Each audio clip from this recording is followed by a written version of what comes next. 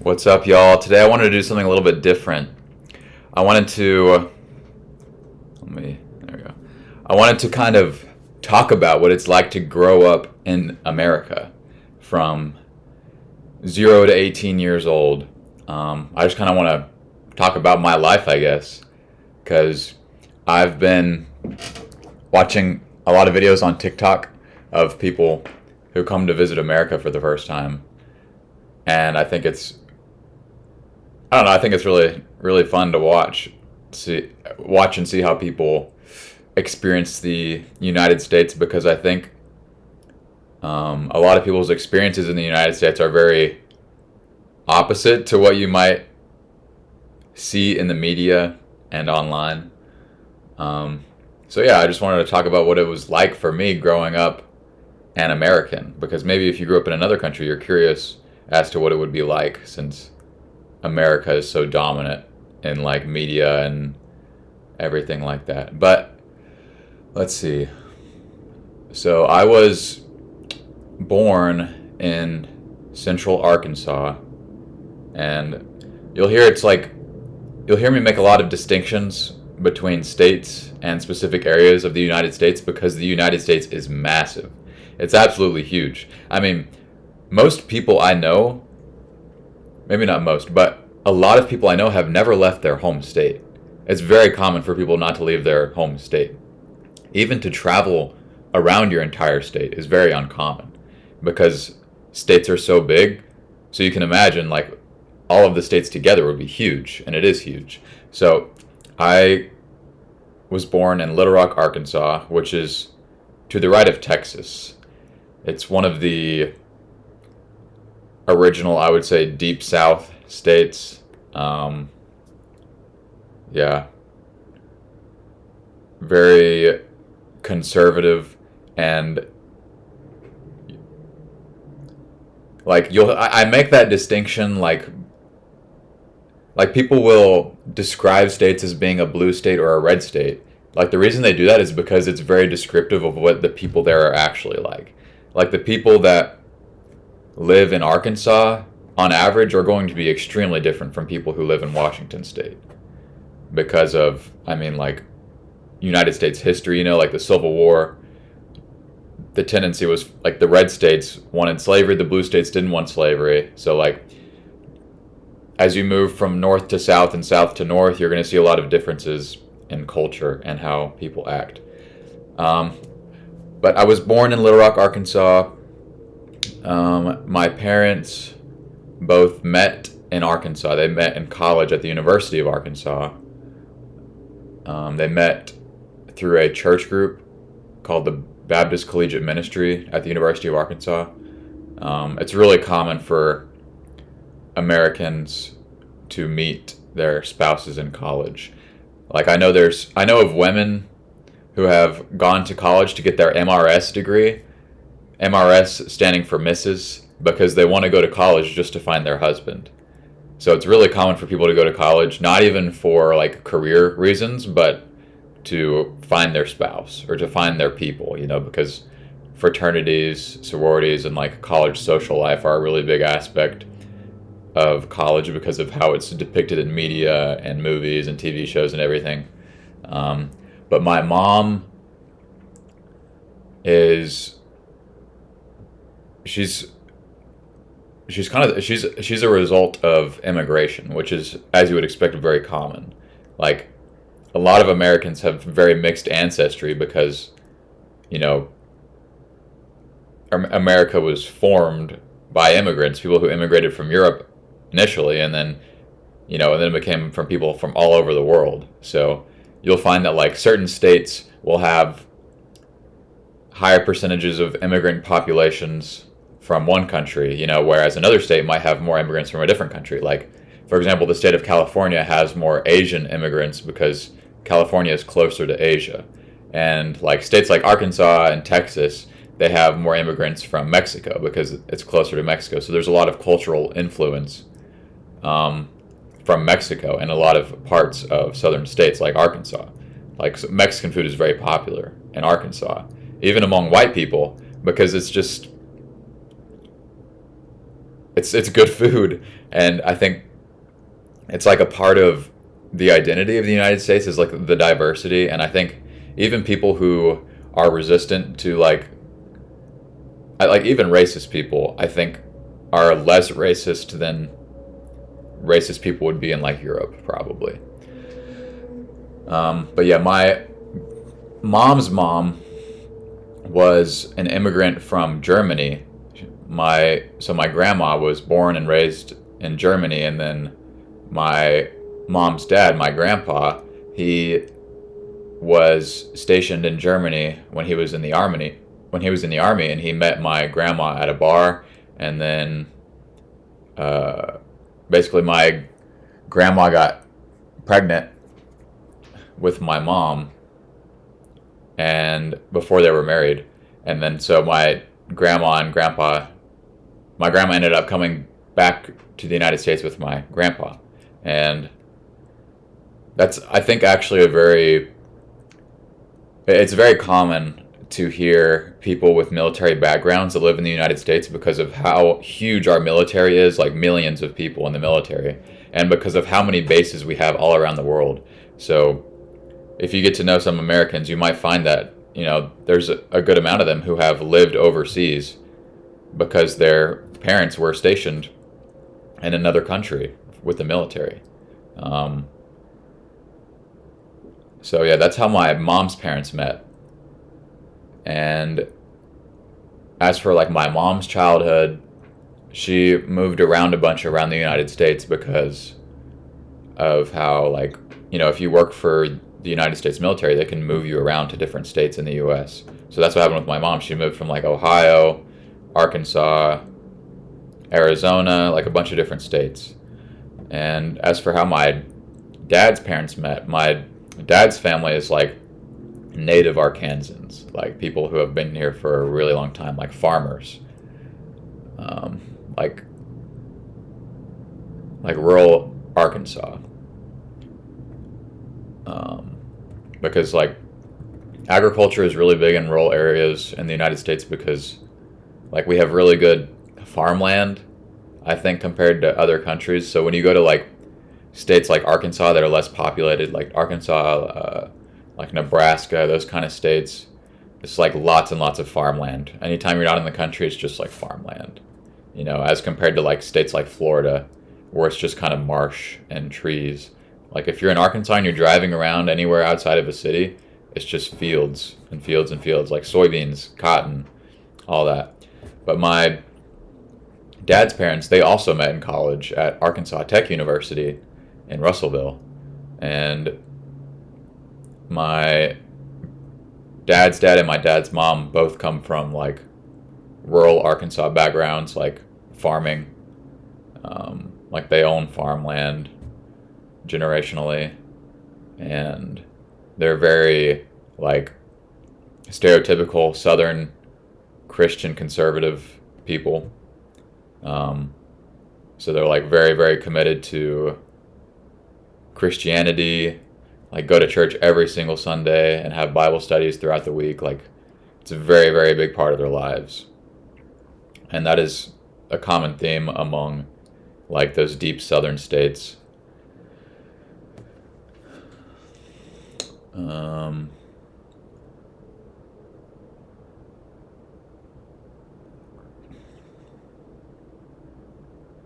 What else?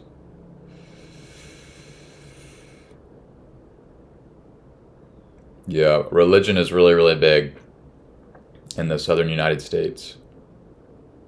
Um, but anyways, that's kind of a brief summary of my parents' background.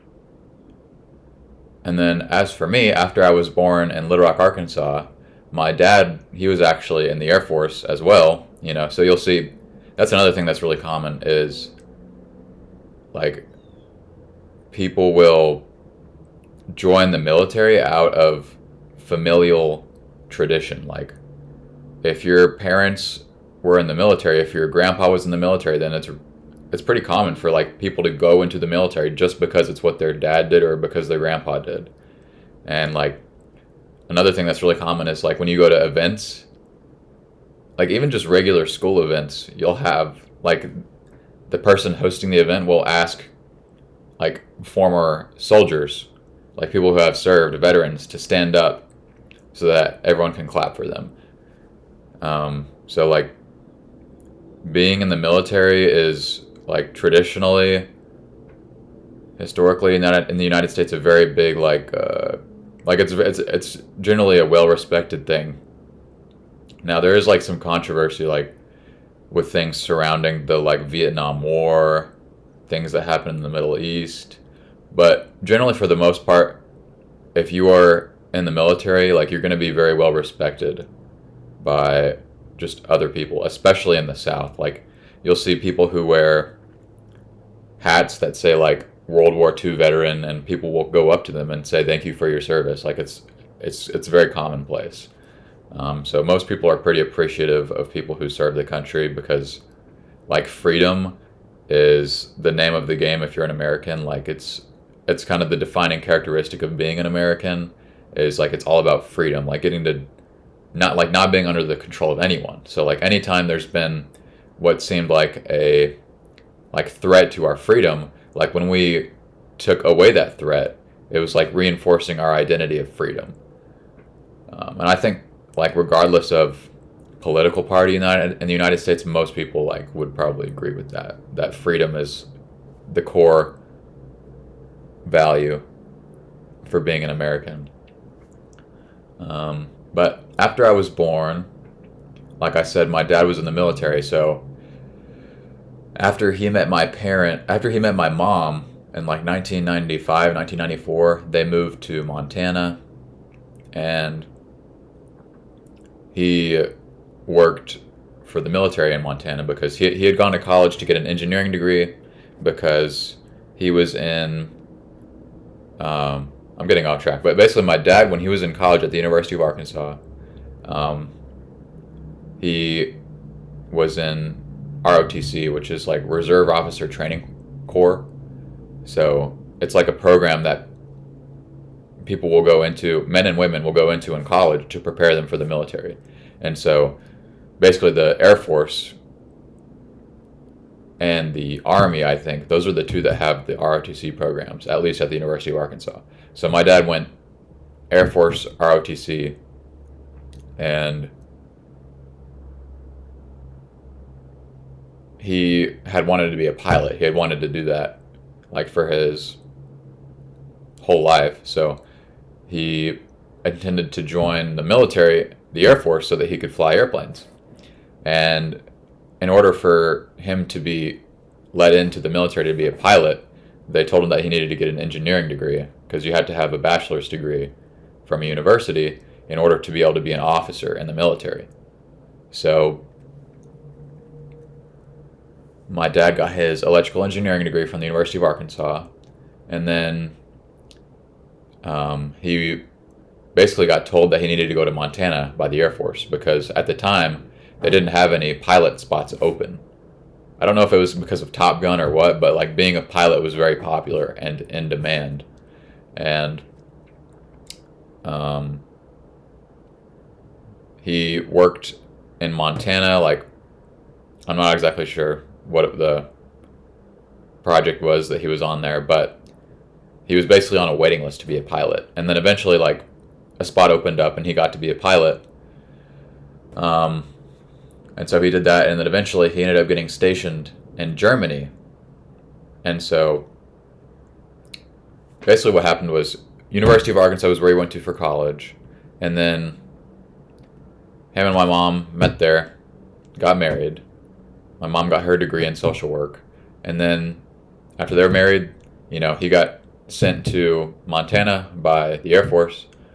So moved to Montana, and then, worked there for a couple of years, eventually becomes a pilot, moves back to Arkansas, does some pilot stuff in Arkansas, flying C-130 airplanes, and they end up having me and my sister. So I was born, and then my sister was born 16 months later. And so after that, my dad gets stationed in Germany, and we moved to Germany. So I lived in Germany for 3 years, from the time I was like 2 years old to 5 years old. And like I still have memories from Germany. But yeah, I grew up for a couple years of my life on a Air Force base in Germany, in Ramstein. And the reason my dad was there in Germany was because he was like his base was in Germany, but he was getting sent over to Afghanistan and Iran to deal with things in the Middle East. So like he would fly C-130s out there into the Middle East and like drop ammo and things onto the battlefield. He would drop Hummers, like those army trucks, onto the battlefield in Iran and Afghanistan and Iraq. Um, so yeah, he did that for a few years as a pilot, but then like the story he always tells me is that uh, like I kept every time he would like leave Germany to go to Afghanistan in the Middle East, I would ask him if he was going to Daddy's home. Like I don't remember that, but that's what he like tells me. That's what he told me. So like eventually he stopped doing that. I don't know exactly what the process is, but like if you're active duty, which my dad was active duty, the military can basically say like, hey, you're going here, you're going here. They can deploy you wherever. So my dad was active duty, and that's why he got sent to places all over the Middle East to help with the ongoing conflicts there. Um, but yeah, he has like stories of being shot at, having missiles shot at him while he was flying the airplane. Lasers getting pointed at him from down below to try to blind the pilot in the eyes. But yeah, eventually we ended up moving back to Arkansas because my dad went off of active duty, and I think he joined the reserves, which is like where you just stay in the same place basically. So we stayed in Little Rock, Arkansas. But while we were in Germany, like family would come and visit us. Um, like my dad's parents came and visited us in Germany. Like some of our extended family, our great aunt would come and visit us in Germany. Um, like I remember we made friends with other families there that were actually German. Um, but it is really crazy to think about like the fact that the United States just has military bases in other countries. Like, can you imagine if another country tried to put a military base in the United States? Like if they just had like a Chinese military base in every U.S. state, that would be crazy. So it is really an interesting phenomenon to me how the U.S. has just put bases in other countries. Now I know that it's like the countries have agreed to have it there, but it's interesting. But like, yeah, I was raised on that military base in Ramstein, Germany, and I would go to like I think it was a daycare on base at the military. But I think there were some times when I also like would be in a daycare off base, so I would like be around German kids for kindergarten. Um, Parts of it I remember, parts of it I don't. But I think part of the reason like we, my dad went to like Germany uh, with the military is because that was where my mom's heritage was. So I'm sure there was some influence there that led them to be in Germany as opposed to a different country. But I don't really know what the selection process is. I don't really even know if you can like choose a preference for a country to be stationed in with the military. I don't really remember. But yeah, this whole time, like, while my dad was getting flown over to Iraq and the Middle East and stuff, my mom was staying at home with me and my sister. And yeah, that's really common is for like women to just stay at home and raise the kids while the dad is going over to another country to fight in a war. Um, yeah, so it definitely put a lot of strain on my parents' marriage. I mean, I talk about it in other videos how my parents should have never been married in the first place, but I think it's kind of a common theme that like military marriages a lot of times don't really work out, or they're very much filled with conflict because of how often the military spouse will be gone. So, yeah, we moved back to Arkansas, and I started grade school in Arkansas. So like I went to like some preschool like kindergarten stuff in Germany, but like I didn't actually start kindergarten until I got back to the United States in Arkansas. And like I remember I had other friends that actually lived in Germany too because their dad was in the military. So it's fairly common. Like I had a situationship with a girl who was born in Japan because her dad was in the military. Like it's really common. It's really really common. So like maybe you have an American friend, you could ask them like, do you know anyone that like lived in another country for several years because their parents were in the military? And you will find a lot of people. You might meet someone who was born in a different country because their parents were in the military. But yeah, then I was starting kindergarten in Arkansas, Central Arkansas, and we lived just outside of Little Rock, Arkansas. Little Rock, Arkansas is the capital of Arkansas, but like at least in Arkansas, you know, Little Rock and like I think other cities in the South that have those like big capital cities, like I'm thinking like Jackson, Mississippi, Little Rock, Arkansas, Birmingham, Alabama, Atlanta, Georgia. Like a lot of families will, like a lot of parents will work in the city. So like my dad worked in Little Rock, but then they'll actually live outside of the city. Like they'll commute to work. So they'll live in a suburb.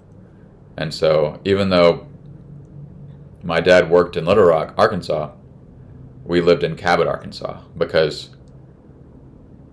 honestly, like a lot of people wouldn't want to live in Little Rock because there's a lot of crime there and a lot of it's really sketchy. Like if you look up most dangerous cities in the United States, Little Rock is on the list. So there's a trend like that with a lot of big cities in certain states, and I think a lot of it comes down to like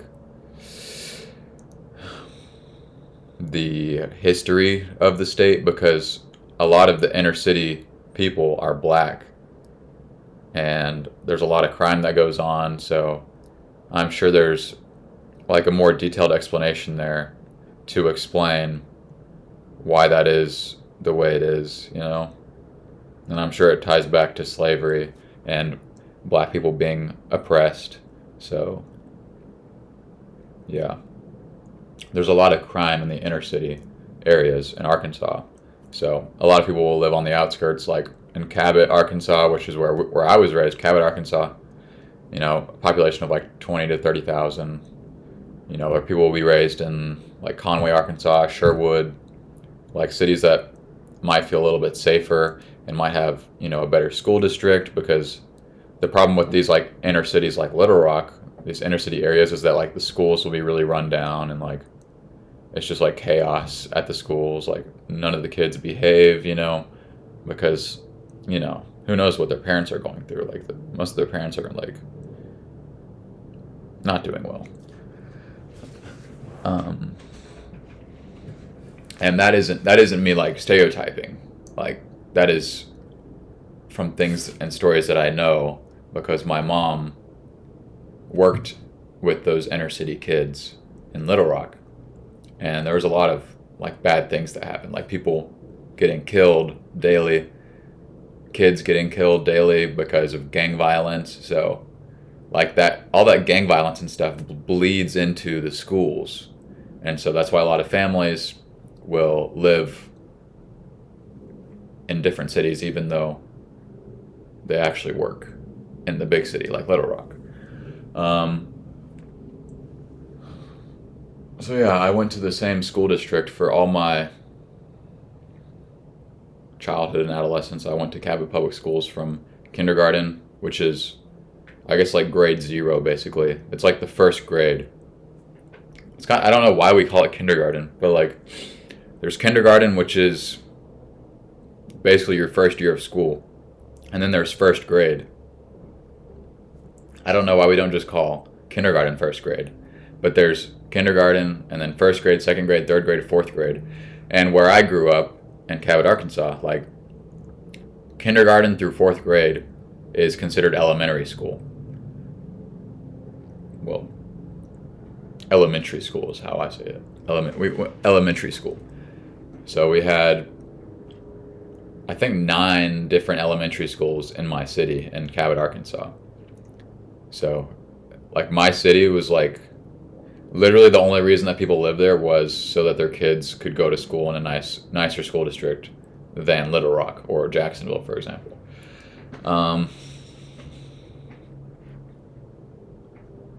So, yeah, I went K through fourth grade. People will use K as the abbreviation for kindergarten. So I went to Northside Elementary in Cabot, Arkansas, from kindergarten to fourth grade. And let's see, like the school day would start around, I think, 7:50 a.m. probably, and then go till like 3:30, 3 o'clock, 3:15 ish maybe. But like the school would be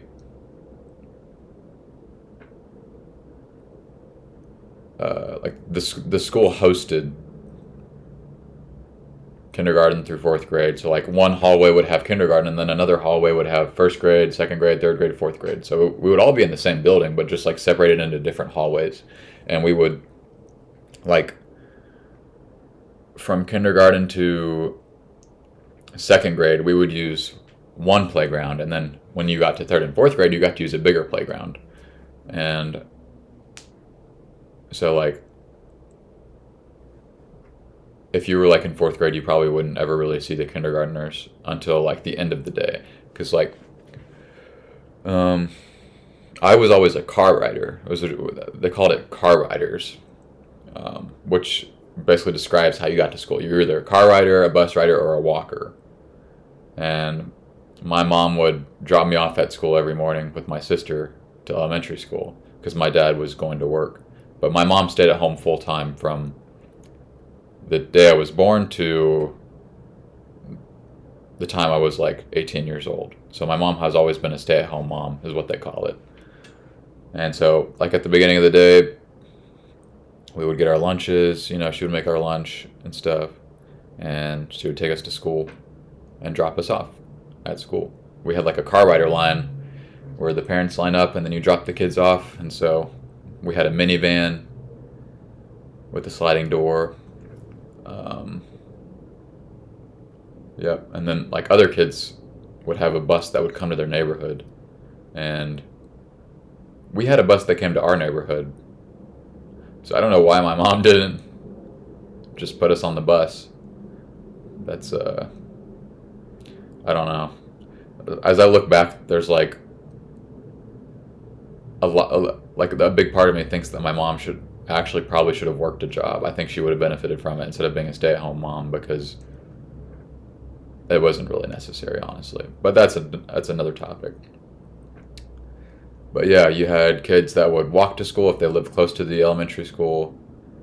But interestingly enough, like the houses and the apartments closest to the schools were usually like the poorest houses and apartments. And you can look it up, like look up Northside Elementary, and you'll see like there's like a trailer park right next to the school. So I don't really know what the explanation for that is, but I always thought that was interesting how like home value and apartment value seem to be like lower on average the closer you are to a school. At least in my city, that seemed to be the case. Actually, that's not true. I take that back. It was just my one school, Northside, because there was like Magnus Creek Elementary and Mountain Springs Elementary, which were situated in much nicer neighborhoods.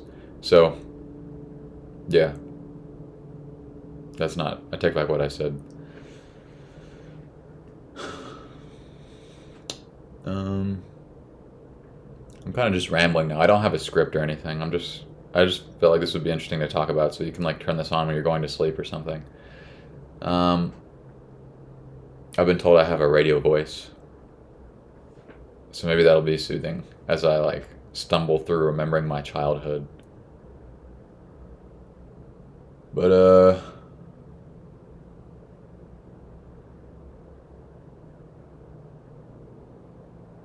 yeah, we lived like I don't know, like 15 minutes from school probably.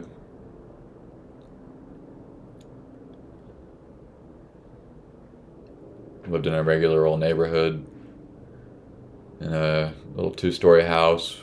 Probably had about like I think we had like somewhere between like 3 to 5 acres of land behind our house. That's something that's really common in the South and in rural areas is like people will have a house and like lots of land attached to the house, the property, which I don't think you see as much in like European countries, for example. But like we had a decent amount of land and it was mostly woods, it was mostly trees, but we had four-wheelers or ATVs as they call it. Um, yeah, we had.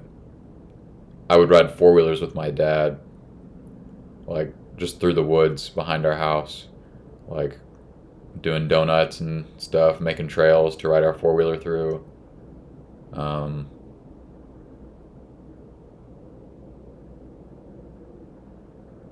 Damn, I'm like remembering a lot of shit right now that I didn't even realize I didn't even realize I forgot about. But yeah, four wheeling and like off roading and stuff is really common where I grew up in rural Arkansas. So like a lot of people own four wheelers. Like we owned a trailer that we would attach to my dad's Jeep, and we would put our four wheelers on the trailer, and we would go and do some off roading like in Ozark, Arkansas, like and other places in Arkansas where there were like designated four wheeler trails, and my dad would have his GPS, and we would go and do like donuts and go do mudding. Mudding is really common in the countryside. You should look up some mudding videos if you haven't ever seen one before. It's such a Southern American thing to do, mudding. Like I remember we would go to these I don't know, like off-road parks, four-wheeler trails or whatever, and these guys would have these huge like air intakes for their four-wheelers. Like they would have their four-wheeler and then like the exhaust, I guess, or the air intake for their engine. I don't really know which one, but the pipe would go like above their heads so that they could take their four-wheeler and just drive it through like basically a pond of mud. Pond being like a big just like body of water. They would just drive through it, and then I remember seeing dudes like driving their four wheelers like completely like up to their like waist in water, and then they would chill in the middle of this like body of water and start drinking beers and partying and stuff. Just a very like Arkansan thing to do. Arkansan thing to do. Um, but I remember hearing of people who would die in four wheeling accidents and off roading accidents because it's just a very common thing to do in Arkansas is to go off-roading and four-wheeling, boating, things like that. So there's a lot of like accidents and deaths that happen because of people doing a lot of off-roading. Like I've gotten injured going four-wheeling because me and my dad were four-wheeling and like we were doing like a loop basically, and then we started going in the opposite direction, and like I was trying to go to the left of him and he was trying to go to the left of me as well, and so we ended up hitting head on and I fell off and I like hurt my finger, but I was fine. But like I don't know why, but I would like never wear a helmet, and it was so stupid. Like a lot of times I wouldn't wear a helmet, which is really stupid. It was like a pride thing. um and then like my dad, like he almost like died one time because of four-wheeling, because he was like going through a pond of like a big pool of water basically on his four-wheeler. And while he was going through, basically something happened and his four-wheeler went up and landed on him, and he was stuck underneath his four-wheeler in water. And thankfully he was able to get out, and a friend helped get his four-wheeler off of him. But like, yeah, there's a lot of, there's a lot of crazy shit that happens with off-roading and stuff. And like even before we had four-wheelers, I remember we had dirt bikes. It was just a very like, it's just like something you got to do. Like a lot of people, it's just a part of their identity, like off-roading. Like I remember in my neighborhood, there were people who had like a dirt bike track. Not that like track, but like just a trail for dirt bikes, like around their house. Like you could look into their front yard and you can see where they ride their dirt bike around, because they would do it so often. So yeah, like in those areas of Arkansas, like in the countryside, it's really common for people to have just a lot of land and to like go and do stuff on it, like four-wheeling, having a workshop where you work, having a shed with a bunch of tools, with your lawnmower. Like we had a tree house that someone built for us. So I had a tree house in my backyard. I had like a playground set. We had a big trampoline. We had a pool. So it was it was pretty cool. We had a lot of amenities. We had a little hot tub that we never used, and it eventually broke because we never used it. We had a back deck. In the back deck, we had like a little awning over it, and we had a grill out there. Like my dad used to always smoke pork butts to make pulled pork, which is a really, really common thing to eat in Arkansas and in the South. Like pulled pork is probably my favorite meal. Like to have pulled pork and then put some barbecue sauce on it. It's so good. That like cookouts are common, like making casserole, lasagna, using the crock pot to make some like stews and soups.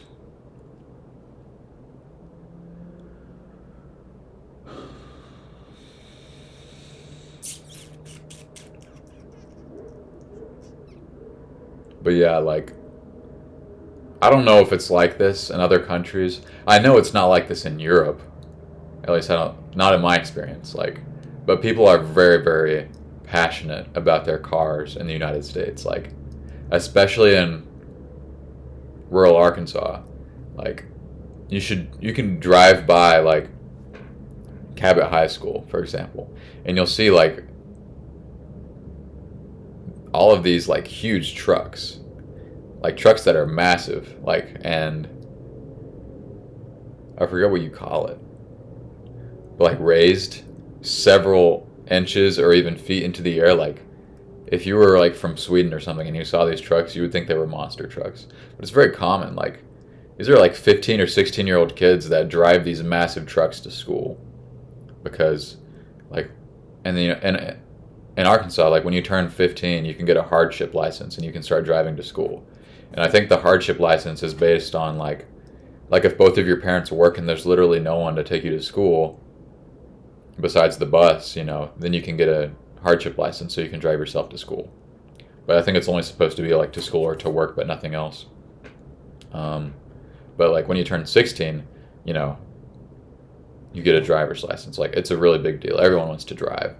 At least that I grew up with, because like having a car is like such a huge example of freedom, which, as I already talked about, is really big in the United States. But like when you have a car, like you feel like you can do anything. Like you can go anywhere when you have a car. Like you could go to like Los Angeles, New York. You can drive to Florida, which is another funny thing that people in Arkansas would do is like for spring break. Several times, me and my family or me and some friends, we would drive down to Florida, which, if you're from Europe, you might think, oh yeah, I drive to Florida. No, that was a 17 to 19 hour car ride. So we would drive down to like Alabama, spend the night in Alabama, and then eventually get to Florida. And I'm not talking just like Panama City Beach, Florida, like in the Panhandle. I'm talking like Orlando. We would drive all the way to Orlando to go to Disney World. on a spring break or during summer or something, which was really common for people to do, like to drive 15 plus hours just to go on vacation, which I don't think anyone would do in Europe. But like when you have a big family and you have a car, a lot of people will choose to just drive instead of fly because it can be cheaper actually, and a lot more convenient if you're taking a lot of stuff with you. So that's what we did, because then you don't have to rent a car when you get to the city you're trying to get to.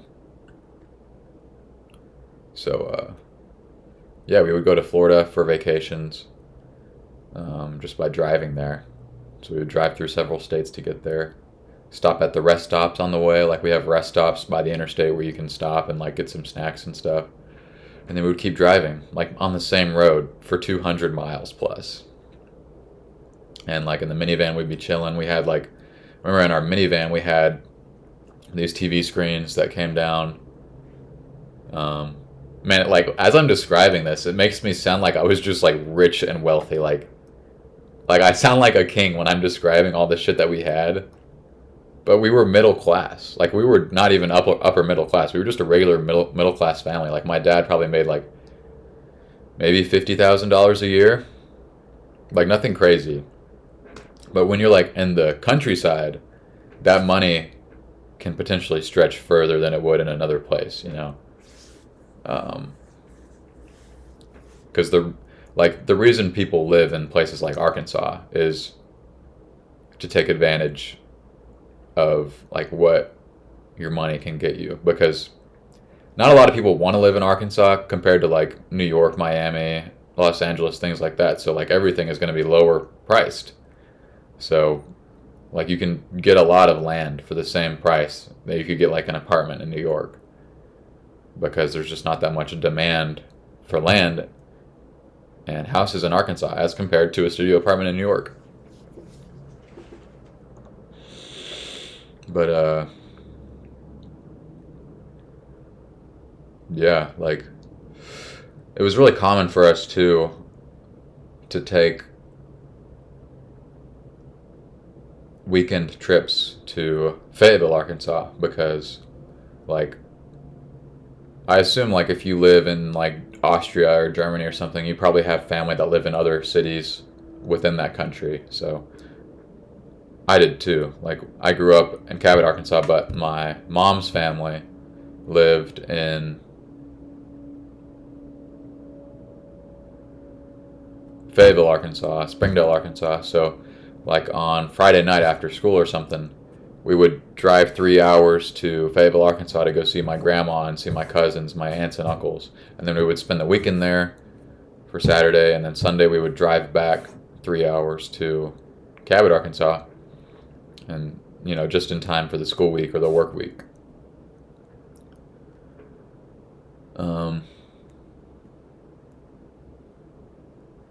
But yeah, my dad's family, they lived in Little Rock, Arkansas. So, like I said, my dad worked in Little Rock, Arkansas, but Little Rock was still like 20 to 30 minutes away from Cabot, Arkansas. So that's another thing that's really common in the United States compared to other countries, is people will drive very long distances to get to work. Like in my last job, there were people that drove over an hour to their job, because a lot of people are willing to do that because they live more in the countryside, but then they drive to like the city to work, because you can make more money working in the city usually than you would make working in the countryside. So people will drive from one of these cities in the countryside to the big city, like Little Rock or something, where they can make more money, and then they take that money and then they take it back to their countryside, and then they can have like better stuff. You can live like a king whenever you work in the city but live in the countryside, because you're making city money, but you're only having to spend money like you live in the countryside.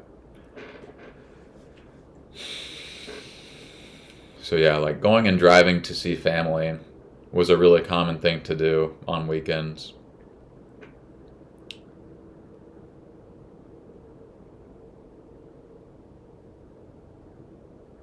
And another thing that I don't know exactly what it would be like in other countries, but like at least in Arkansas, owning pets is really really common.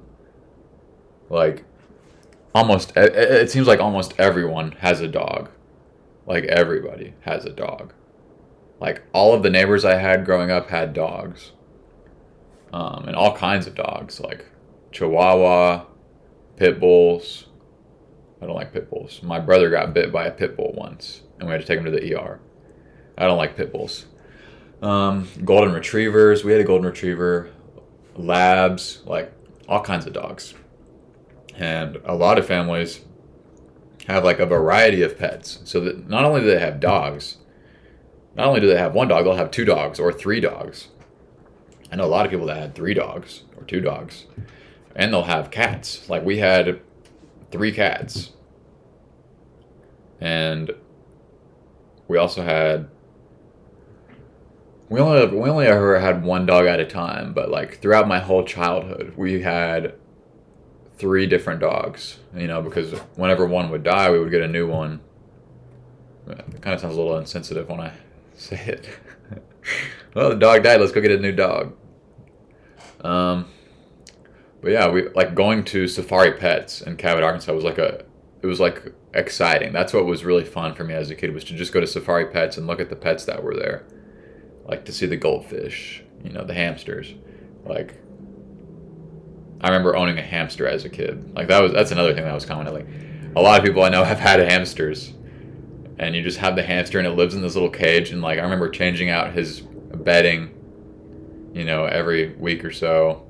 And then eventually, you know, the hamster dies in some horrible way. Like somehow it gets out of its cage and finds its way into the garbage disposal. Like that didn't happen, but that's the kind of way that hamsters seem to die. But yeah, we had hamsters. We had a guinea pig once because like I went to this hairdresser for a haircut and she was like, "Hey, we have a guinea pig we're trying to get rid of. Do you want it?" My mom was like, "Yeah, we'll take the guinea pig." I'm like, what, bro? So we had a guinea pig, had hamsters, we had three cats. Like, I remember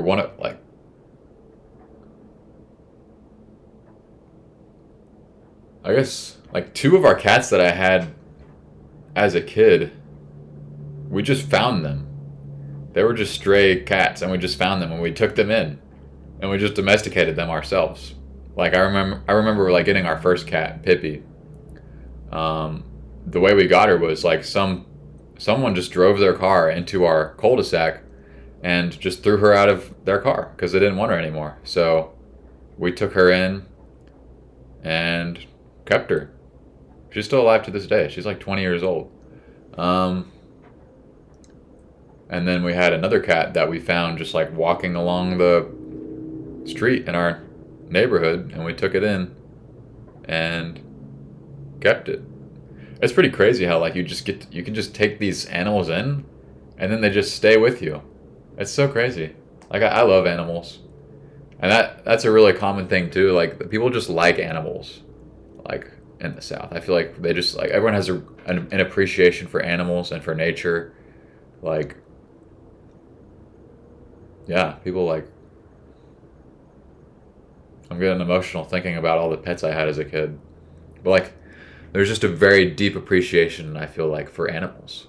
Like you really just like enjoy it, like bird watching, like having bird houses. Like I remember we had a hummingbird feeder that we hung up in our back deck, and we would like I remember just sitting there and watching hummingbirds coming and drinking out of the hummingbird feeder, and like just all kinds of different birds, like robins, blue jays, cardinals, woodpeckers, like, and every morning, you know, you wake up and you hear the birds chirping. You hear the birds chirping. You hear the squirrels making sounds. Like, whenever you live in the U.S. and like the rural countryside, like nature is a very, very big part of your life. Like, I remember waking up in the middle of the night because there were coyotes in my backyard. Like, down the hill behind our house in the woods, there were coyotes that would be there at night. And, like, a lot of times we would also see raccoons like going through our trash. Like we would just be sitting there in our kitchen and we would look out to the back deck and there would just be like 10 raccoons just eating the leftover birdseed from the morning. So I think that's probably something that would be surprising to people in Europe, is how like involved you can be with nature in rural America. I don't know if rural is a common word everywhere, but like rural, rural, just means like countryside, like towns, like not the city. But yeah, we also had guineas. So we had a guinea pig, and then we also had guineas, which is like, I don't know how to describe it, like a cross between a turkey and a chicken. But we had guineas just for fun, I guess. My dad had them. I don't really know why.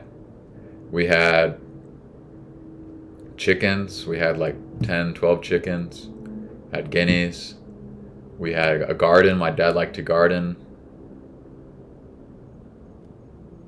Had all these like different things.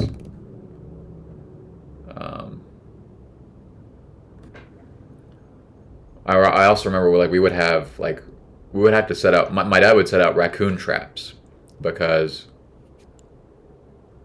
when we had these chickens, the biggest threat to the chickens was like raccoons, because the raccoons would dig underneath the fence around the chicken coop, and they would eat the chickens. So I remember my dad had a raccoon trap, and like sometimes he would catch a raccoon and he would take them and like just drive them out to a different part of the town and put the raccoon there.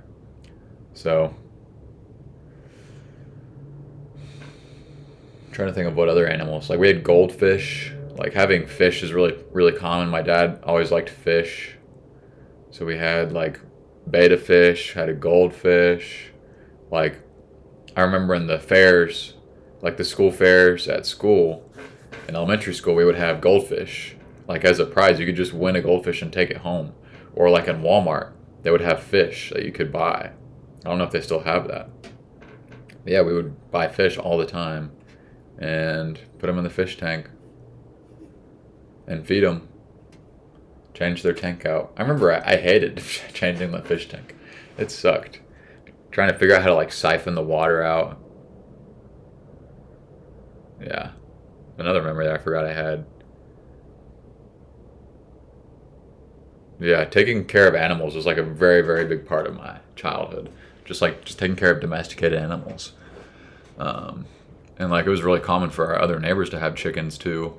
We had a neighbor that had horses, and we were only like 10, 15 minutes from the school. And it wasn't like we were like in some like instead of I say 10, 15 minutes from the school, but I think like what's better to say, like we were 10 or 15 minutes from the interstate. Like the interstate is like what our city was built around, because you could take the interstate and you could pretty quickly be in like Little Rock, the big city. So yeah, a lot of the suburbs, all of the suburbs of Little Rock are situated along the interstate, I-40. So yeah, like we weren't really that far from the city, and people owned horses. People owned cows, chickens, guineas. Like we would go hiking just in our backyard. We would go hiking around our neighborhood. I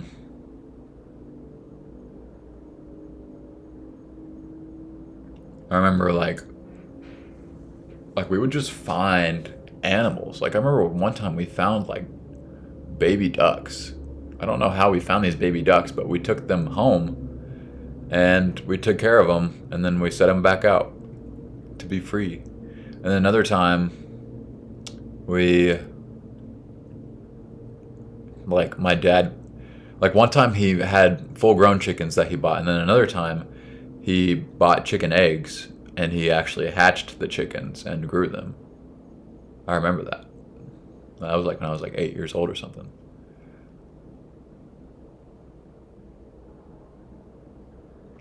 But yeah, like having animals around was really common. Like I remember seeing possums all the time, like around our house. Possums would be there. Like a lot of times, I remember my dad would keep a BB gun next to our back door, um, because sometimes we would have like our neighbors' dogs would come and try to mess with our chickens, or they would try to come and mess with our pets. So my dad would take a BB gun and shoot the animal, not to kill it or anything, but just to hurt it and to keep it from doing that again. Um,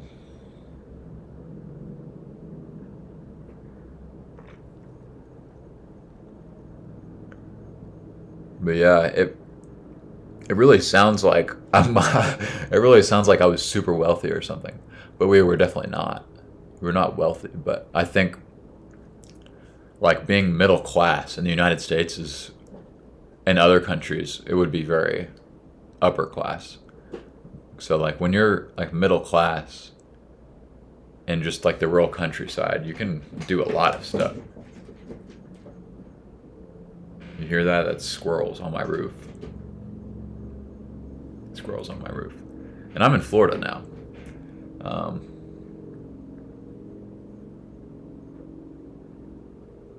but yeah, like you can get so much shit, dude.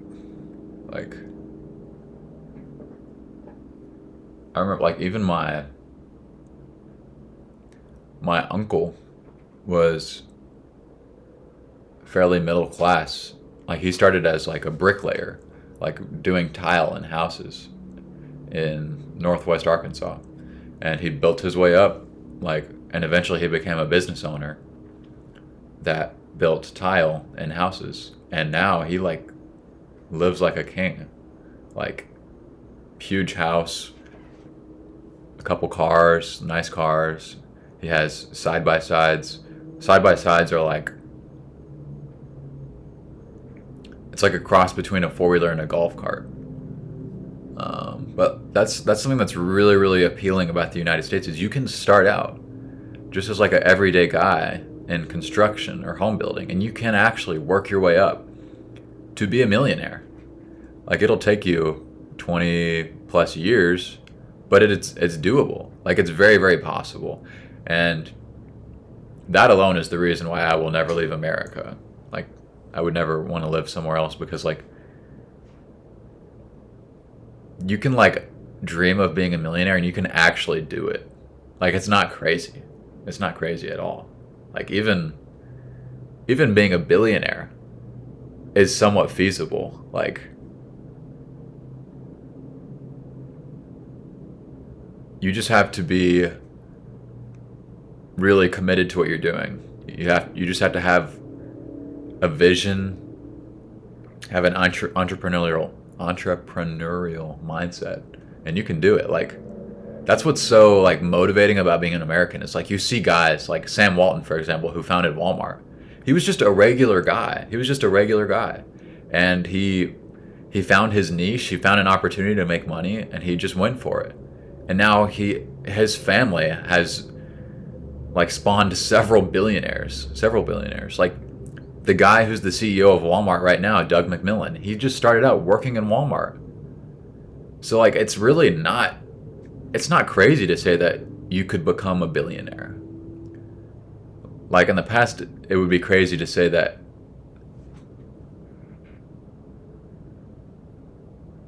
Actually, no, it wouldn't. I don't know what I'm saying. Like, if you really want to be a millionaire, I really think you can do it. Like, you can make so much money in the United States just by being willing to move cities. Like, if you're a businessman and you're willing to be relocated to like Charlotte, if you're willing for them to move you to San Francisco, to New York, to Seattle, like if you're willing to let them move you all around the United States, you can make a lot of money. You can make a lot of money. Like I made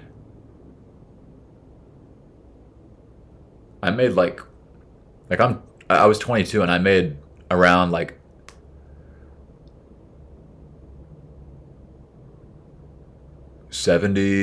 $80,000 my first year out of college, just because I was willing to move. I was willing to relocate from Arkansas to Florida. I live in Orlando now, Orlando, Florida. But because I was willing to move from Arkansas to Florida, they paid me extra money because they needed people to work in their warehouse in Orlando. So I took the extra money. They gave me a relocation bonus of like $7,500 and a signing bonus of $5,000. And so I took that and I went there and I worked the job, and the job paid like $63,000 with my salary. So in my first year, I'm walking away with about $80,000 out of college, which is a lot of money. It's a good amount of money. And like, it's so doable. Like, my path was not uncommon at all. There were like thousands of other college graduates that did the same thing I did. It's completely feasible. Like, graduating college is not even hard. Like, the courses are not hard in college. The hard part is like having the money to get through college. The hard part is like finding roommates, like working and doing class at the same time. That's the hard thing. It's like, and like the emotional aspect of it, being away from home. So it's the emotional aspect of college that I think is really hard, not necessarily the actual like schoolwork, you know. But yeah, also like growing up in a state like Arkansas, like the University of Arkansas is everything to the state of Arkansas. Like, look at me right now. I'm wearing an Arkansas Razorback shirt. Like, half of the clothes in my wardrobe are Arkansas Razorbacks, like, merchandise. So the entire state of Arkansas supports the University of Arkansas as if it was like, as if it was actually a professional team, because, you know, not every state in the United States has a professional sports team. Most states actually don't have a professional sports team because, like I've been saying, like most of these states are so spread out. Like, even the people within the state, they're spread out all across the state in that one state. So it's just not, there wouldn't be enough money to be made because there wouldn't be enough people driving to one spot within the state to actually support the costs for a professional sports team, which is why you only see those professional sports teams in the really big American cities. So that's why like college sports are really big in the United States, because like the professional sports mainly cater to like the people in those big cities, the metropolitan areas like San Francisco, New York, Miami, Seattle, DC, Philadelphia, Dallas, like those really big hubs. But like there's a whole nother market just of those like smaller cities that have a large amount of support from the people that just live in the state and live in the area, like Nebraska, Iowa. Like, that's what's so cool about college sports, is that all of these states get to compete against each other. Yeah, so it's like a really big source of identity for people within their states usually, but mostly this is the case in the South, because football is just really, really big. American football is really big in the South, like Texas, Alabama, Georgia, Florida. Like, football is huge there. Like, you should look up some high school football stadiums in Texas, and you'll see what I mean. But yeah, there's like professional sports, they just don't, like, it's only catering to those people in those cities, but that's like people that live in cities in America is just such a small percentage of like America. Like, that's only half of it. Like, there's another half of living in America, which is people that live in the countryside, which is millions and millions and millions of people, hundreds of millions of people. And like, it's a vastly different way of life, which is what like college sports are so fun, because you finally get to see that way of life represented, you know? Like, my state is being represented, even though we don't have a college, like a professional sports team. Like, my state is on TV. Like, no one really ever talks about Arkansas, you know? But, you know, when I am watching sports, when I'm watching the Razorbacks play, it's like I'm being represented, and it's like the whole state comes together, you know? It's fun. It's really fun.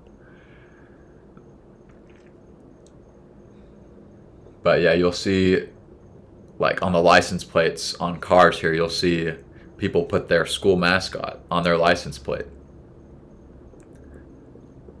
because it's a really common source of identity in the United States.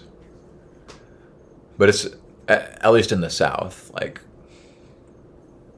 when I've been to the northern states, I haven't gotten the same vibe. Like especially in the Northeast United States, like New York, not really the same vibe around like high school sports. To me, at least, I don't get that same vibe. But in the South, definitely. But yeah, like I was talking about before, yeah, I was raised very, very, very Christian. Like the Bible Belt that you'll hear about, the Bible Belt is a very real thing, and it's like the Bible Belt just means like the line of states from like Oklahoma down to Georgia. It makes like a belt shape, and that's the area where Christianity is very popular.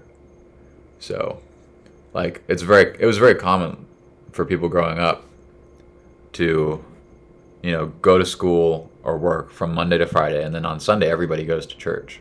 Like, if you were to drive around most southern states, you would see multiple churches on every street. Like churches everywhere, everywhere. There's churches everywhere. Like more churches than banks or any other building almost. Like as many churches as fast food restaurants. That many churches. Because it's just it's been such a common cultural thing, People don't even think about it. It's like, yeah, we're going to church. Like a lot of people don't even know like how to explain to you why they believe what they believe. It's just they're religious more so for cultural reasons, like because they were raised that way, more so than actual like logical reasons. At least that's how it was in my family. Like I remember, I've asked my like grandma like why she was a Christian, and she didn't have really an explanation for me other than the fact that it's just what they did. It's just what they do. So I think that would be surprising to people that are from like England, because when you hear church, there's like, church. But like in the South, it's like, oh yeah, you're going to church every Sunday. So like I was forced to go to church every Sunday from the time I was from the time I could walk to the time I was 18 years old. I had to go to church every Sunday. And I would go to church on Wednesdays too at night. So like my weeks were so busy, always, always. For my whole life. Like on Wednesday nights, we would have Cubbies or Awanas, which was like another version of church, but like for halfway through the week. And it was supported by adult volunteers who wanted to help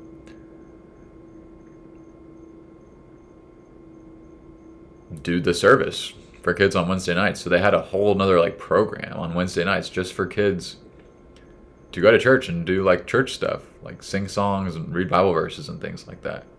It was very, very common. So yeah, church would be a thing on every Wednesday night, every Sunday morning from 9 a.m. to 12 o'clock. And then sometimes even on Sunday nights too, we would have events, like we would have Trunk or Treat, which is like where people will pull their cars into the parking lot and open up the back of their car trunk and have like some sort of display there. And like you go there with your kids and you go to all the different car trunks and you like get candy from them and stuff. So we would always like every year set up a trunk from the car. Man, I'm running out of breath. I got more to talk about than I thought I did.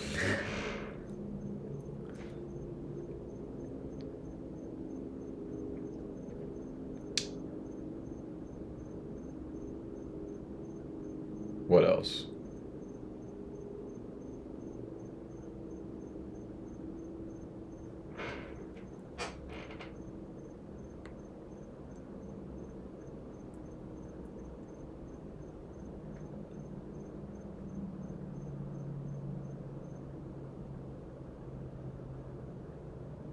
I already talked about cars, TVs. A lot of people have TVs in like every room of their house. I don't know if that's a thing everywhere else, but like, I remember I would go to some friends' houses and they had a TV in their bathroom. They had a TV in every room of their house. So like, people have lots of technology all around their house. Um, Christmas lights. Everyone always decorates their house for Christmas. For Halloween, people always decorate their houses, put these big blow up inflatables in their front yard, put skeletons there in front of their house.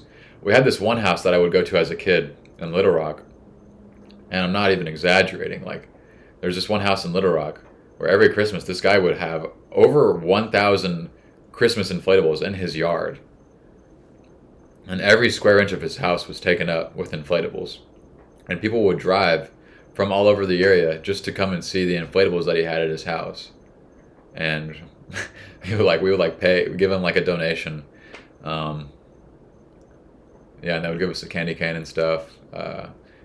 We would go see Santa Claus all the time. Like, we would go to the mall to see Santa Claus. We would go to Bass Pro Shops to see Santa Claus. Where else would we go to see Santa Claus? We would go to like specific places that were just designated for Santa Claus. Like Walmart would have Santa Claus out in the front of the store. We would see Santa Claus there, and I'd see the elves. When I was a kid, we would do that.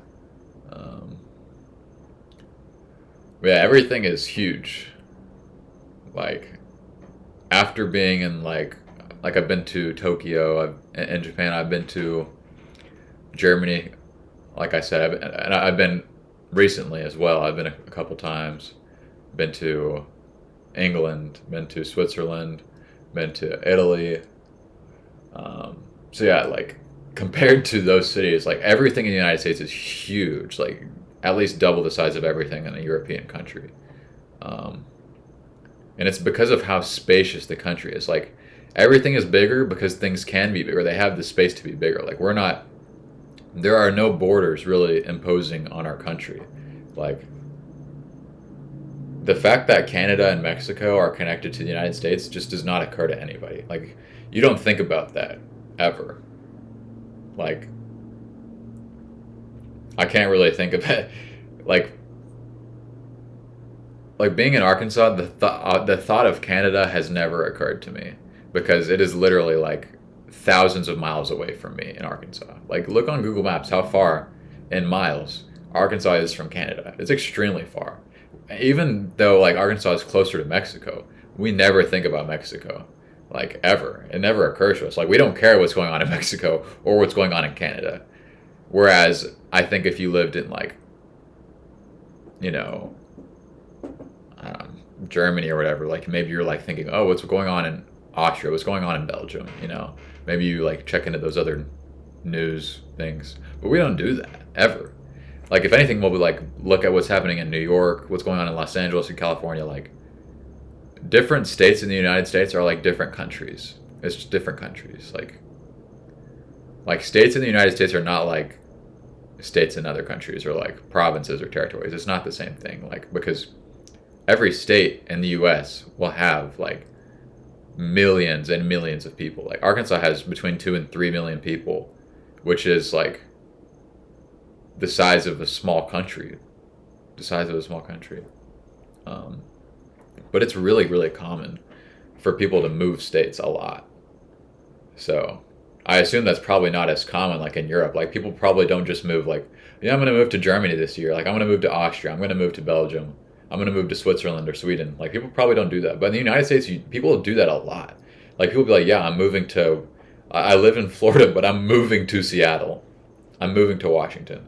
Like, it's a completely different country. It's a completely different place going from Florida to Washington State. I say Washington State. People say Washington State to distinguish the state of Washington from Washington, D.C. But yeah, it's very common for people to move from state to state with their job. Like, when I graduated college a year and a half ago, all of my friends, almost everyone I knew, was moving away from their home state. Like, they would go to Chicago, you know, for graduate school, or move to Colorado, move to Montana, you know, move to Texas, move to all these states that they're not even from, where they don't really know anybody, just because they want to, because they can, just for fun. Like, you just do it, and it's like like I moved from Arkansas to Florida. I don't know anybody in Florida, nobody, and I'm just like I'm gonna do it because like I think it's part of like the American identity is like freedom, being an individual. Like people aren't as I don't think like the average like white American at least I can only speak to my experience is not as like tied to their family probably as like a Latin family would be, for example. Like when my dad when he graduated college, he moved to a different state. Like it was part of his plan. Like you just don't stick around your family really. Like it's not really expected that you're going to stick around with your family necessarily. A lot of times what people will do is they'll go and move to a different state or move to a big city after college. And then, maybe they meet their spouse, but eventually when they decide they want to start a family, they'll move back home again because they want to be closer to their parents. And then their parents can help them with watching their kid and stuff like that. So that was basically what my family did. But yeah, like what I really love about America is how like individual things are. Like you get to be you. Like whoever you are, you can be yourself. Like if you don't like where you live, you can move. You can just move to a different state and it will be completely different. Like going from living in Cabot, Arkansas to living in Orlando, Florida has been a completely different experience. Like completely opposite. And like when I tell people that I'm from like Arkansas, they're like, "Oh, okay, cool, man." Like it's just like, "Oh yeah, you moved from another state." Like it's common. It's so common. Like and I've met people in Orlando. Like I met people in Orlando and they moved to New York the next year. Like it's just common for people to move all the time in the United States. Like there was neighbors that we had when I was growing up in Cabot that moved to Montana.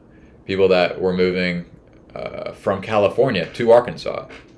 So people just move back and forth all the time. Like if taxes get too high in one state, people will move. People will move. Like they'll move from California to Texas. It happens. Like people are not that concerned about staying in the same spot because so much of our identities here are just attached to ourselves. Like we don't necessarily attach our identity to our surroundings as much as other countries would. Like we're not necessarily tied to staying in the same place forever. Like we're willing to just move. Yeah, and like families will take their families and move their families all over the place. So I really like it because like even though like I do have good memories, I have good parts of my childhood. Like for the most part, I don't actually identify with my family at all. Like at all. And this is the case with like so many people in other countries too. Like you just share completely different views than your family has. You have different beliefs, different values, different interests. But like you can really embrace that in the United States. Like if you don't want to be like your family, you don't have to. Like it's really common for people to just leave their family and never talk to them again. Which is kind of what I've done.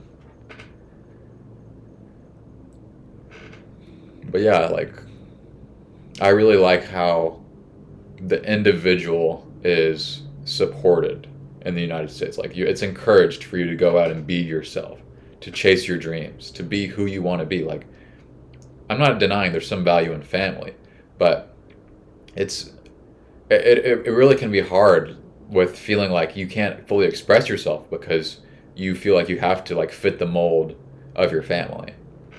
So I think if I had grown up with my same family in a different country, I think it would have been kind of hard for me to like really shed the identity of my family because like I don't want to be exactly like my family. I want to be like different. I don't want to have to share the same beliefs and identity as them. So at least here in the United States, I feel like it's easy for me to just escape that. Like I feel like it's easy. Like it's very doable. Like after you graduate high school even, you can move to a different state and be gone from your family forever. Like the second you turn 18, you can just be gone. And I saw a lot of my friends do that. After they graduated high school, they would move to Washington State. They would move to Seattle because that's where they wanted to be. They didn't want to be in Arkansas anymore. So people just do that a lot. And it's like really encouraged from a very young age for you to go and chase your dreams and be who you want to be.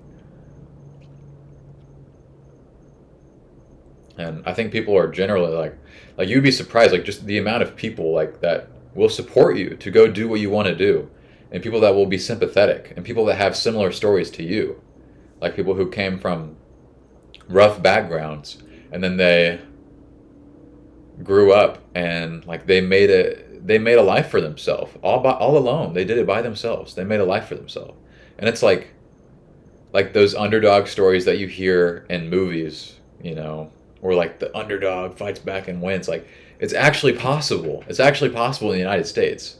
Like it is so doable. It is so doable. It's almost, I don't know if easy is the right word, but it's very simple.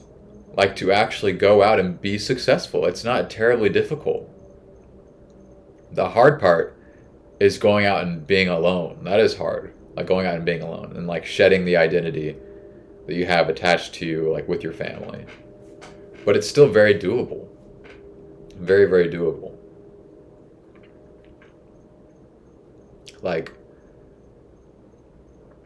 I think I take for granted the fact, like, I will just think about, hey, I want to move to this city, and I can just do it. I can just do it. I'm considering moving to New York City, and I can just do that. Like, there's nothing stopping me from doing that. Like, and people will be supportive of me doing that. There's other people that do the same thing. They grow up in like Glendale, Arizona, and they're like, I want to move to New York, and they move to New York, and they live there their whole life. But I mean, really, like almost anything you want to do, you can do it in the United States. Um, and like, I'm not even saying this as an American. If there was a state better than the United States, I would move there. I would just go move there. Like, I choose to say in the United States because it is the best state. No, not the best state, because it's the best country. Um, and I'm not saying that to be like, hey, all these other countries suck. No, I'm not saying that. I'm just saying like in terms of like opportunity and wanting to be like successful, I want to be wealthy. I do want to be successful. I want to have a lot of money. There's nothing wrong with that. I want to have like all these opportunities to meet different kinds of people, to learn things, to be on the cutting edge of developments and advancements in the world. Like if I want to do that, the place to be is in the United States. Like there's no questioning that really. And if that were to change, if something were to change and all of a sudden that country is not the United States, that country is like Australia or something, well, I would move to Australia. Like I want to be where opportunity is. And America just happens to be that place right now. It's just a great place for that. And I just get overwhelmed, I think, with how good I have it here. Like I try to like watch videos, of countries that are not as developed as the United States, and it really helps me appreciate what we have here. Like last week I went to Publix, a grocery store in Orlando, and I just started like crying up, and I started tearing up because of how like how I take it for granted. The fact that I have like there's just hundreds of bananas, hundreds of watermelons, all kinds of fruit here, like food stacked to the ceiling here. Like, and I can have as much as I can afford. Like, I can afford to go and buy all these things. Like, it's great, man. It's so great. Like, I can have realistically, I can have just about anything I want here when it comes to like material things. And like people will complain about, houses being expensive. Well, it's because you live somewhere where houses are more expensive. You can move to places where houses are not that expensive, like Cabot, Arkansas. It's just that like people want to live in a really big city, in a popular city, and have a house. Like it's you're competing with lots of other people that also want to live here. Okay, so that's why the houses are expensive. Like it's not accurate to say that houses are expensive in the United States. Like what does that mean? There are hundreds of millions of people that live in the United States. Like there's so many places you can live where housing is actually affordable. It just happens to be that the place you want to live is unaffordable to you. So maybe you should reconsider living there, right? But you can move to a lot of places in the United States and have a really big house. Like my childhood home when I was a kid was big. Like it was 2 stories tall, and we had five bedrooms, six bedrooms, three bathrooms. We had a big living room. We had 5 acres of backyard, and the whole thing was probably like two, $250,000. Like if you were in Florida with that same property, it would be like 3 or 4 million probably. Like if you were like in Orlando or like Fort Lauderdale or something. But like you can go to these smaller, less popular states and you can really live like a king. You really can. Now you're going to sacrifice other things. Like you're not going to have like a concert venue to go to that's going to be like close to you necessarily. You're going to have to drive a lot to get places. You're probably not going to have the same earning potential that you would have money wise compared to a place like New York. So that's why a lot of people will, work in New York City, work in Los Angeles or something, and then when they retire, they'll retire to a place like Florida or like Arkansas, Texas, where their money will stretch a lot further, because they made a ton of money in this really expensive city, and now they can move to like a really unexpensive city, and they can have almost anything they want. So that's probably something that I will do, honestly. And that's the beauty of the United States, is the variety here.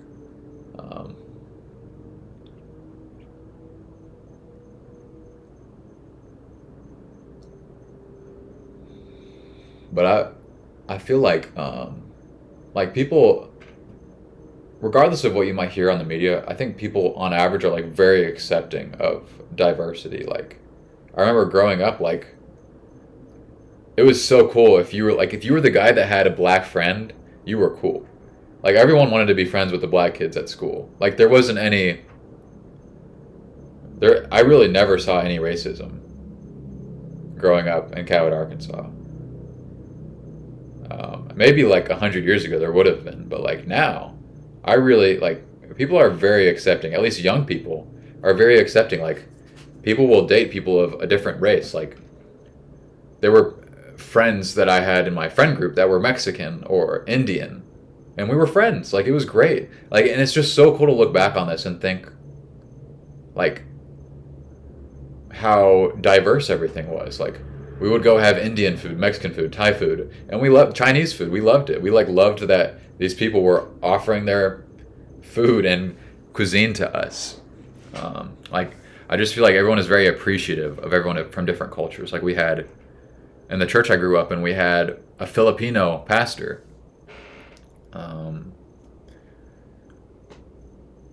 People just from all over the world, and I feel like it's not as welcomed in other countries, and that's why I wouldn't want to move there.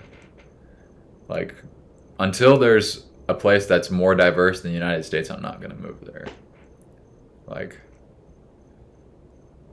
I just feel like you can be from anywhere in the United States. Like you could be from anywhere in the world and live in the United States, and you're not really going to get dirty looks.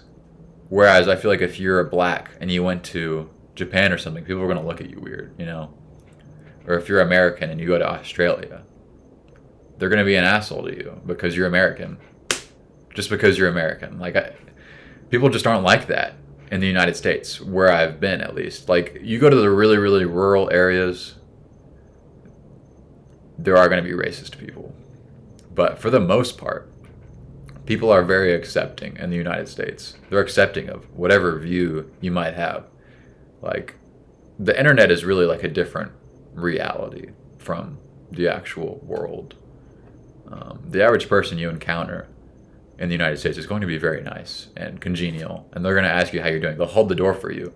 You'll have small talk with someone at the gas pump, have small talk with the cashier, with the waiter, like just talking normally, asking them how they're doing. Like a lot of people are friends with their neighbors here. Like have the neighbors over for dinner. Like have the neighbor over to help you with something at your house. Like people just get along with each other pretty well.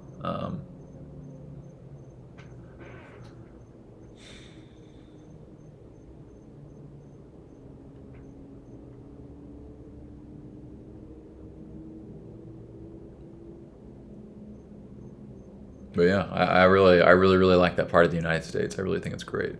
Like,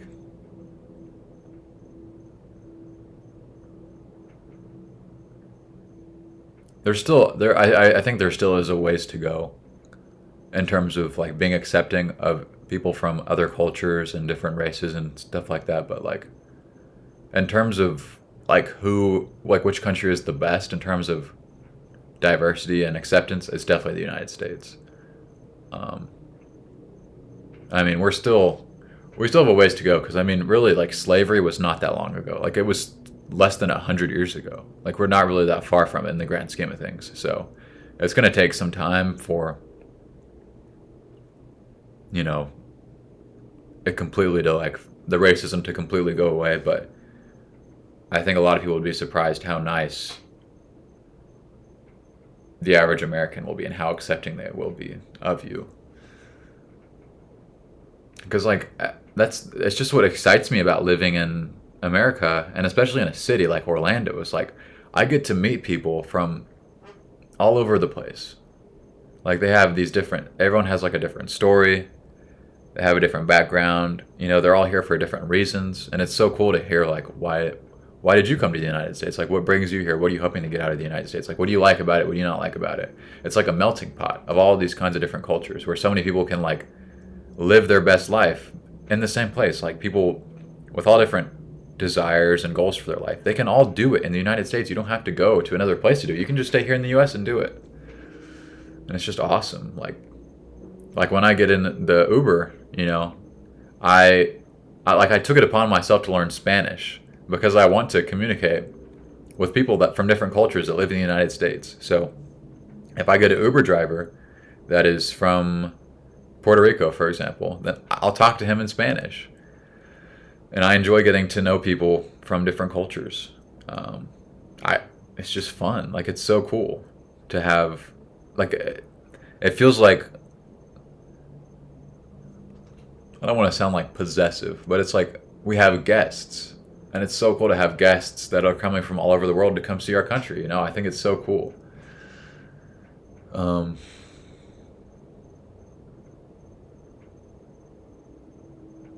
yeah, I just like the fact that I can dream of something that I want to do, and I can have a clear way to do it. Like I can be like, oh yeah, I'm in the United States. Like I could do that. I could do that. Like I thought about how I could, have a music career in the United States. And I've thought it through, and I really think I could do it. But it's like, like doing something in the United States doesn't really come down to whether or not it's possible. It comes down to whether or not you just want to do it or not. Like, because it is possible. Whatever you want to do, it pretty much is possible in the United States. Like, if you want to be in politics, you can actually do it. Like, I am related to someone that is a senator who was from rural Arkansas. And he was in the army. He went to Harvard. Eventually, you'll figure out who I'm talking about. But he made his way into politics, and even like tried to become he was a presidential candidate at one point to run for president, just from like rural Arkansas, like related to me and my like boring family. It's just crazy, like really anything is possible. Anything is possible. Like that is the thing that is so beautiful about the United States.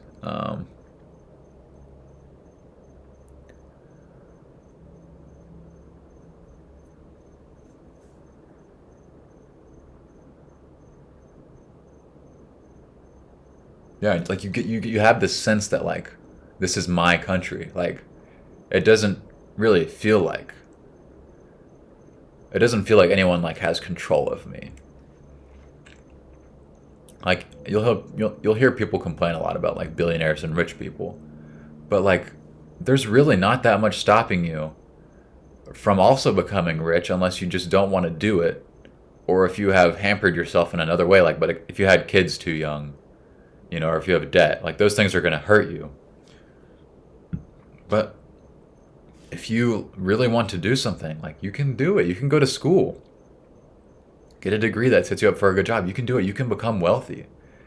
So like I don't really like get mad at rich people because they just seize the opportunity, really. Like it's not like that opportunity isn't there for other people. Like I understand like the way to get to that opportunity can be harder for different people depending on how you were raised, where you grew up. But the opportunity is still there. Like the job openings are still there. Now, you, yeah, like I said, it is going to be more difficult for some people in certain areas to get to those places because of the obstacles they have to overcome. But like the opportunity is still there for you. Like it's not like people are like actively stopping you from becoming something. Not how it used to be, at least. Like, yeah.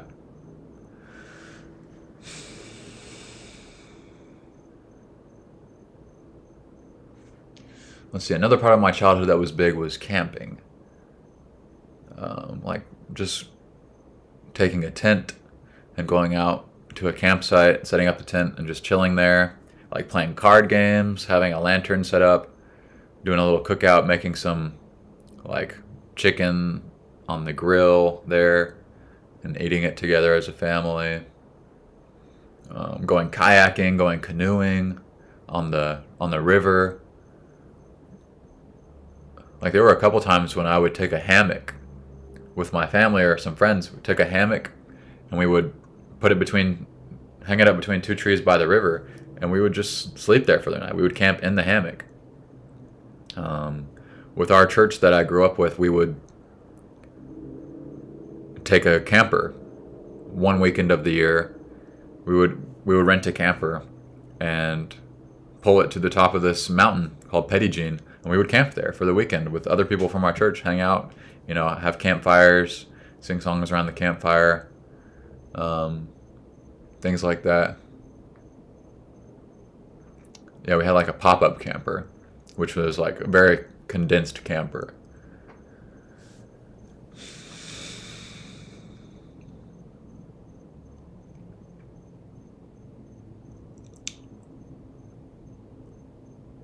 But yeah, like a lot of it centers around like the outdoors. I feel like growing up in Arkansas, like fishing, it's really big. I never really got into fishing, but like hunting was really big. My grandpa like owns all kinds of guns. That's another thing that's really big in the United States. As you can imagine, like a lot of people have guns. Like there's more guns than people, I'm pretty sure. But it doesn't feel dangerous. Like you don't feel like you're in danger in the United States. Like unless you're actively going to like a part of a city with gang violence, like you really don't feel like in danger, honestly. Um, and the reason that I think they're like it doesn't feel as dangerous is because like I don't know, you have to be kind of ballsy to be someone that's going to try to rob people in the United States, because you know that there's other people out there that like you can't just go and rob people in the United States because you know there's a chance that this person you're trying to rob has a gun. So I think that actually in some ways aids in making you feel safer in some ways. Now I do agree there needs to be something done to keep like crazy and mentally ill people from having guns. But I don't think that the guns themselves, are the actual problem, because there's lots and lots and lots and lots of people, nice people, that you would be surprised that have guns, and they have no intention of like using them to hurt anyone. It's just a matter of like self-defense, really. But yeah, it was really common growing up to go and just shoot guns on the weekend. Whether it be going to like the shooting range, like shooting skeet, just going out to like my grandpa, he owns land in rural Arkansas, like in Clarksville or something, and we would just take targets out there and just shoot them. Take bottles out there, shoot the targets, shoot the bottles, but like, it's not like we were like, it's never on your mind to use this gun to hurt somebody. That was never any thought that ever crossed my mind. It's a helicopter. Yeah. But like, yeah, as a kid, I don't know, like 14, 13 years old, 12 years old, probably 12.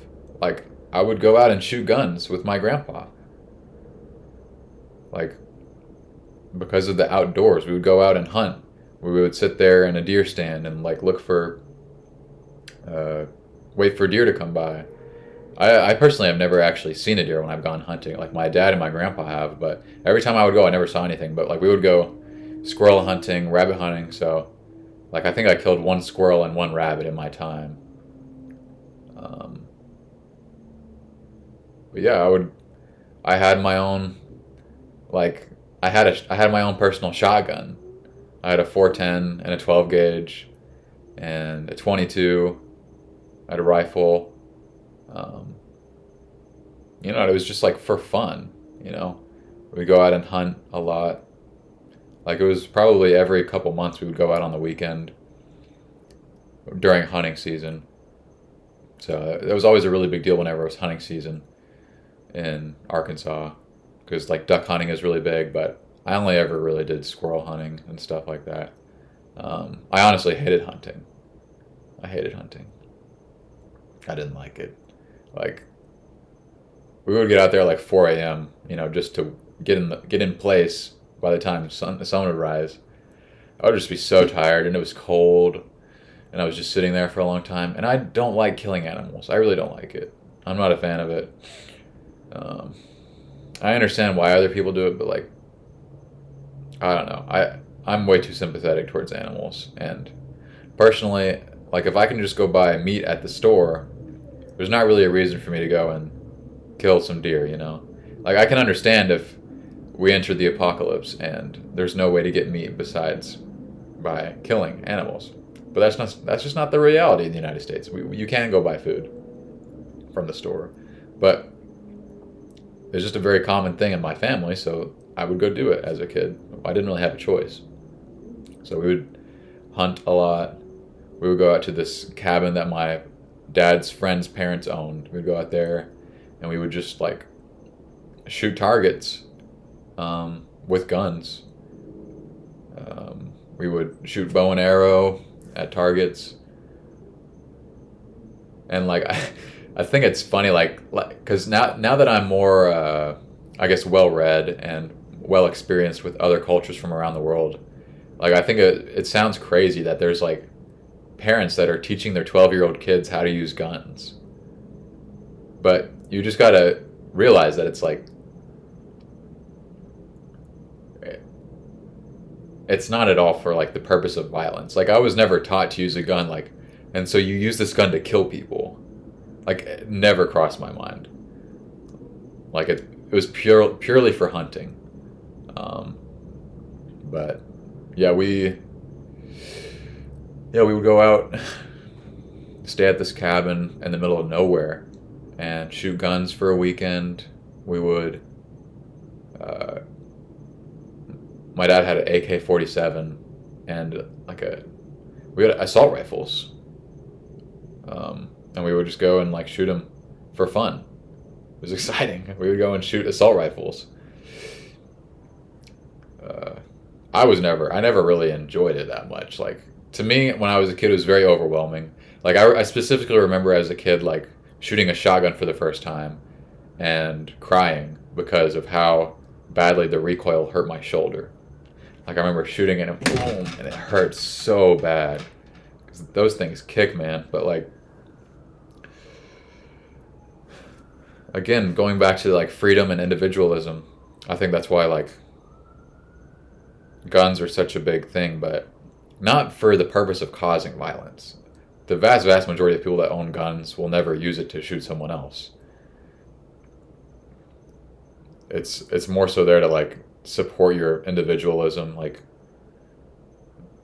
I think it would be really hard for the U.S. government to ever be completely corrupt because of how much power the average individual has in the United States. Like everyone's vote counts the same. Most people can buy guns. Most people have the right to defend themselves.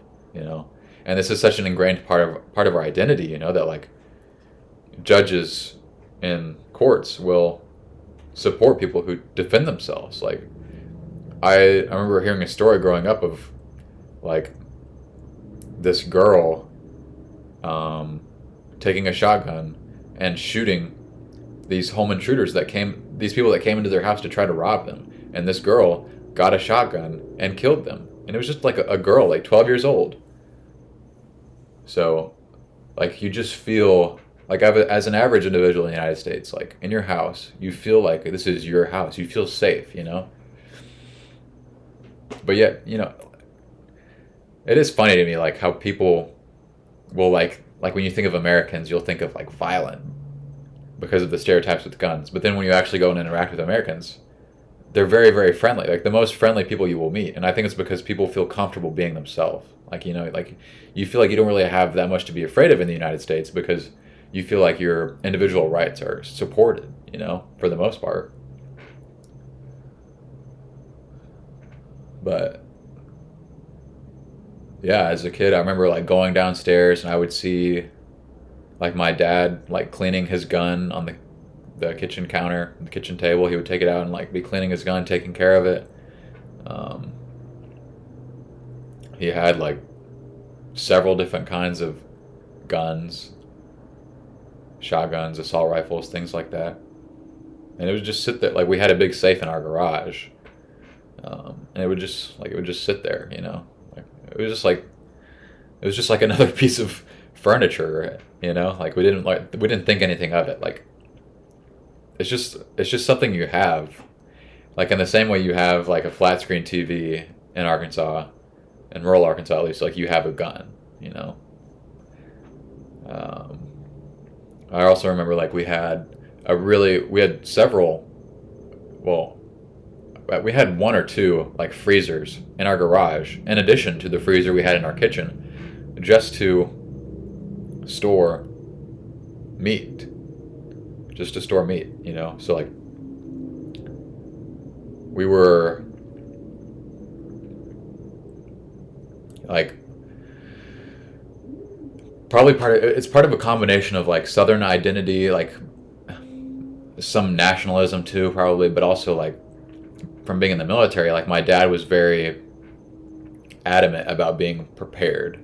So like we had like we had closets full of bottled water, full of MREs, I think they're called, like food that you can eat that won't go bad for like years. Like we had beans and rice just all like in our closet and everything. Like we were prepared if anything were to ever happen. Again, like this sense of identity, being an American, like you have the right to protect yourself. Like if something happens, like I'm protecting myself. Like I remember when COVID happened, like we were like my dad was very adamant about us being prepared. Like we had food to last us if anything was going to go wrong. Like we had backup generators, all kinds of extra batteries, lanterns, you know, all this extra drinking water if we needed it. We had barrels that we could use to collect rainwater if anything were to happen.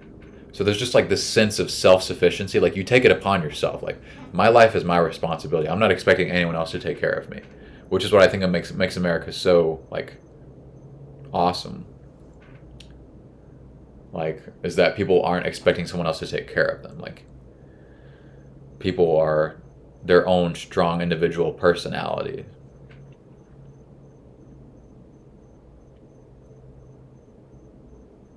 Yeah, we had backup gasoline too if we ever needed it. Um, Another thing that one of the scariest things from growing up in Arkansas though was tornadoes. Like scary AF, scary as hell, because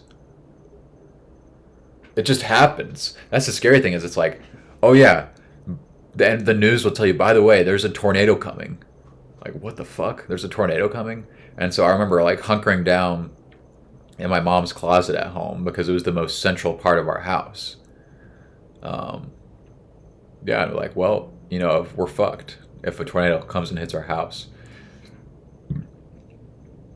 And like we knew people and we knew of people. I had like very extended family members from a long time ago that got killed in tornadoes. Killed in tornadoes because the tornado would just run through their house and kill them. My dad had a friend that got killed in a tornado. in Arkansas. But yeah, I remember like being in Cabot, and there was a tornado one time that just went right through the town that was next to us. It went right through Valonia, Arkansas, and I remember just like you drive through. We would drive through Valonia on the bypass because it was a faster way to get like to Fayetteville, and you just see like houses that were destroyed by a tornado, trees destroyed by a tornado, and I don't think that's really as common in any other country as it is in the United States. But especially like in Arkansas, like Oklahoma, tornadoes happen a lot, and it's scary. So scary because there's literally nothing you can do. There's nothing you can do. And unlike a hurricane, you can't really like prepare for it. Like if a hurricane is coming, I'm in Orlando, a hurricane's coming, okay, like I know what to expect. Like I can get some sandbags and stuff like that. I know how much time I have, and you'll know like weeks in advance, potentially days, weeks in advance. With a tornado, it's a matter of like an hour. Like they tell you that hey, there's a tornado watch, but then tornado warning hits, and you're like, there's a tornado on the ground, like barreling towards my zip code, towards my area. Yeah, that was really scary. And I remember like we would sit in my mom's closet. We would have a radio where we would listen to the news and like any emergency services to hear like what was happening. So like I would be sitting in the closet with my sister and my mom, and my dad would be like in the living room watching the TV. I just remember being scared as hell, dude, because it's scary like not having any control over things like that. You can't just like, and it's not as simple to just like drive away. Like you can't just drive away from a tornado because like the path of a tornado is not as predictable as like a hurricane would be, because the tornado is a lot smaller than a hurricane, and a tornado can just like zigzag, bro. It can just like decide where it's going on its own. But yeah, that is one thing I really don't miss about living in rural Arkansas, and why I probably wouldn't live there again. And it's probably part of the reason why like home prices are so low there. But it was really common for people to have storm shelters, like just shelters built into the ground or like slightly above the ground where you could go into and just hunker down. Generally, like we call them like doomsday preppers, like people who are prepared for the end of the world, essentially, is really common in Arkansas, especially in the countryside. People who are prepared for the worst. And that's definitely how my family was. What else? We had a garage, like 2-car garage, really big garage, like for all kinds of stuff to put in there. Like we had a whole wall lined with like supplies, decorations, everything you can imagine. Like we had extra room. We had an extra room that we just used for storage. Like Americans have a lot of stuff, and I don't think it's necessarily because of materialistic reasons. I think that's part of it, but I think part of it is also because like you just have more space. Like you have more space, so that, like you're able to have more stuff that you wish you could have. And like right now I'm living in a 1-bedroom like duplex by myself, and there's things that I just cannot have because I don't have the space for it. Like I would like to have like a space heater, for example, for like when it gets kind of cold and I want to be able to have a particular part of my room warm. Well, I don't have anywhere to put that whenever it's not actually cold anymore. Like there's nowhere I can put that. I would have to like sell it, or I just have to rent it. So that's the thing about living in like rural parts of America, is that you can like you don't have to get rid of stuff. You can hold on to stuff for longer, you just have the ability to have more interests.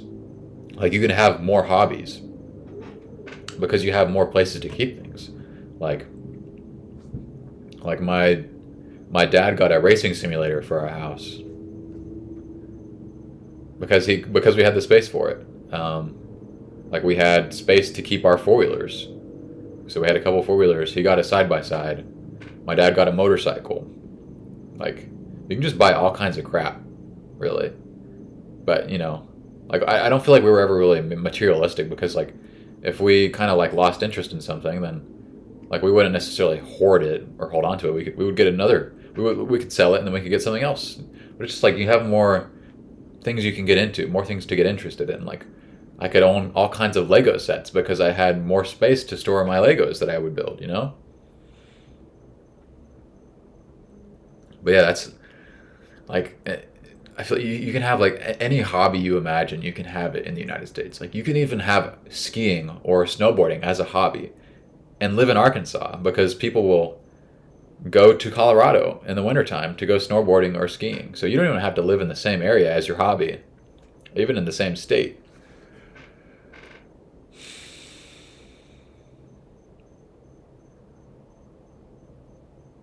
But I think, materialism is not necessarily a bad thing. It is really nice to be able to feel like completely self-sufficient and you don't feel like you have to be like completely reliant on like other people or like stores or even the government because you already have the things that you need, you know? So it is a good feeling to be able to have the materials that you need. Like materials are a really big part of life. You need materials to be able to live and to be able to like really thrive.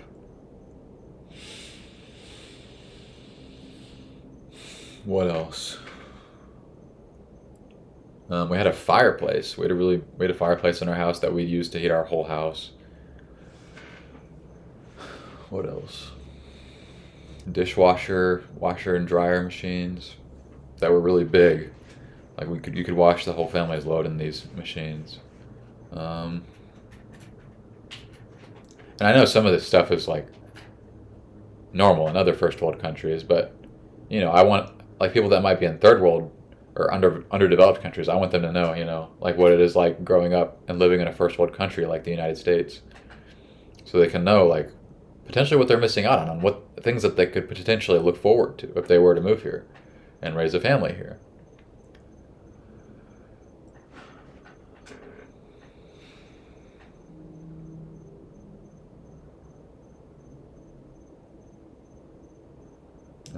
Another thing, like music was really big in my family, so we had like a piano in our house, like a real piano, and my grandparents had like a mini grand piano that took up a whole room.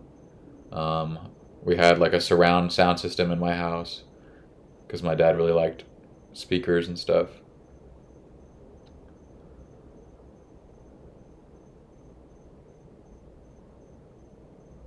But yeah, like those are the kind of hobbies that you can have in the United States because you're not bound by like you're not confined by like space or neighbors. Like you can really live out in the middle of nowhere. You don't have to worry about any like sound restrictions because you have a surround system in your house. You don't have to worry about your neighbors getting bothered because you're being too loud because you can be separated from everyone else. You can have a garage band. Like you can do a live show at your house. That was something that we would do, or some people I know would do. They would have like they would just have concerts in their backyard. In college, people would do that, like have a live concert in your backyard with a band, and you turn the music all the way up to 11, be screeching through the whole neighborhood. And like as long as you get a permit that says you can do it from the cops, you'll be good. So there's just so much freedom to do really like anything. Like racing, you can go do racing like in the countryside too. You can make a car and go race it against other people with cars. Demolition derbies, rodeos, people riding horses, barrel racing. Go to the stockyards in Fort Worth, Texas. See the cows.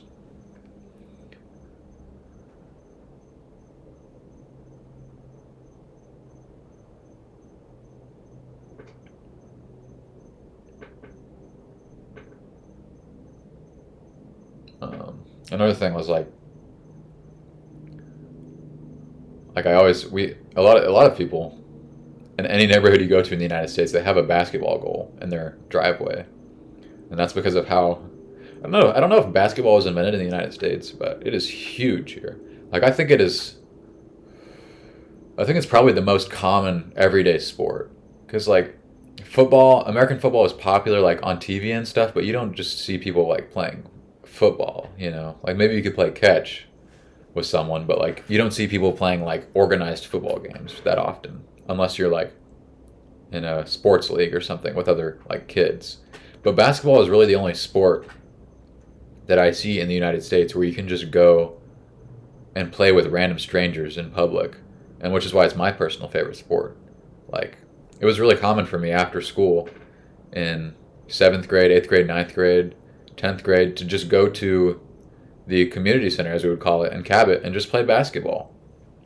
Just play basketball. Just play pickup basketball with random guys that I didn't know. And it was really fun. And then I could go home and play basketball on my basketball goal and have a neighbor over to play basketball with me. You know? That's what's so great about basketball is you don't necessarily need someone there with you to get better at it. So I think like basketball and football are really neck and neck in popularity. And of course there's baseball too, but like when it comes to just people playing a sport on their own, I think basketball is the most common. Just like drive through like any neighborhood almost and you'll see basketball goal, basketball goal, basketball goal. Because it's just fun to have a basketball goal in your driveway and just shoot basketball. It's fun. It's relaxing, you know.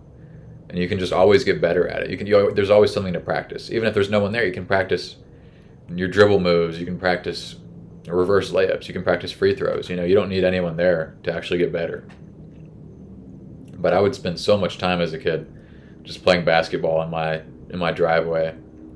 And I remember like at one point we had 2 basketball goals because like we had gotten a new basketball goal to replace the old one, but I was like, hey, can we just keep the old one?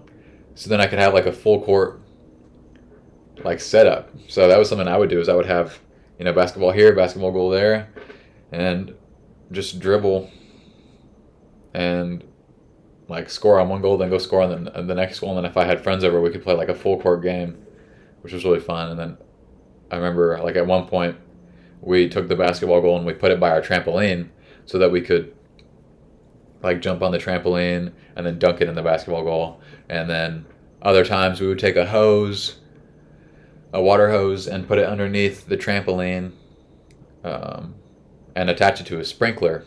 And the sprinkler would shoot water underneath the trampoline, and we would like jump around on the trampoline while we were getting splashed with water in our bathing suits. And, you know, like I talked about, we had a pool. We had to cover the pool in the winter and stuff, which was a pain, like to get the tarp on it and everything. But we had a pool, and like me and my dad would we would get salt to put in the pool to treat the pool. We would treat the water. You know, it was a really big task. We would have a robot that would clean our pool. We had a skimmer that would take the bugs out of the water. We would take it out and clean it. I remember there would be like all kinds of animals that would end up in our pool.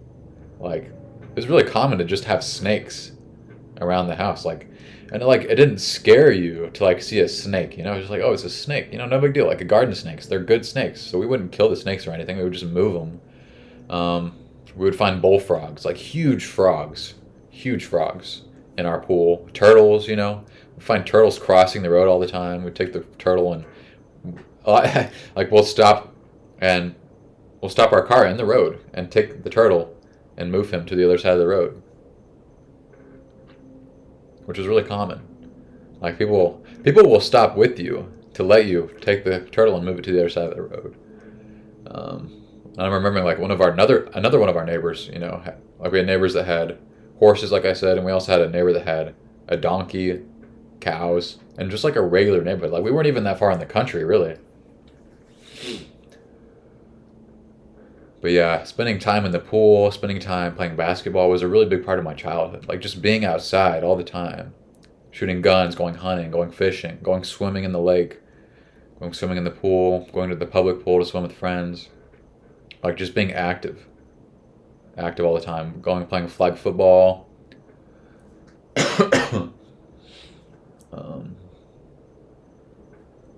But yeah, we had a diving board at our pool where we would jump and do front flips off the diving board into the pool. Like we had a deep end in our pool. The deep end of the pool was probably like 8 or 9 feet deep. And we had the shallow end. Yeah, we would do cannonballs and all kinds of stuff. But maintaining a pool is a lot of work, and if the ground that your pool is built into is not like solid enough, the pool will start to wash away and it'll kind of collapse. So that's what ended up happening to our pool. So we had to fill it in, which is kind of sad. But yeah, like we had a path in our backyard that I would ride around on my four wheeler because I liked riding my four wheeler so much. Um, we had trees all in our yard. We had a tree that we would decorate for Easter. We would do Easter egg hunts around our house, hide the eggs around, and go find them.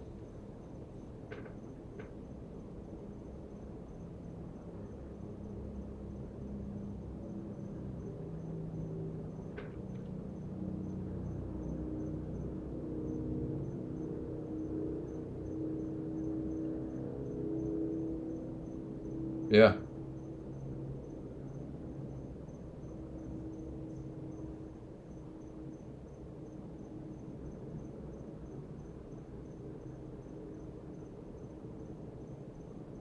Yeah, like even when I was like a little kid, I would drive a four wheeler. Like I remember how my four wheeler said like no one under 18 is allowed to ride this four wheeler, or no one under 16, and I would be riding my four wheeler at like 12 or 13 years old, full speed like 60 miles an hour.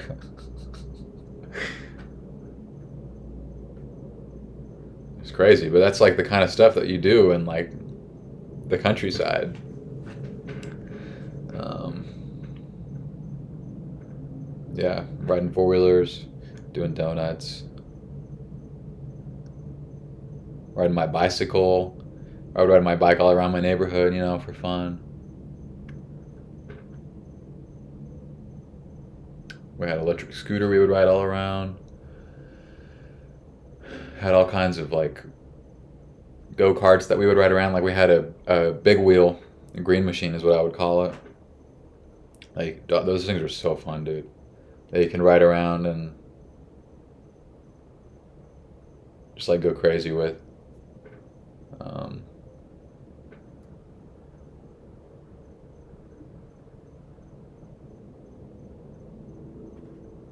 I think someday now I kind of want to go back and live in the country again, man, because there's like you just have so much freedom out there. Like you can just do anything almost. It feels like because like when you're not confined by like city regulations and stuff.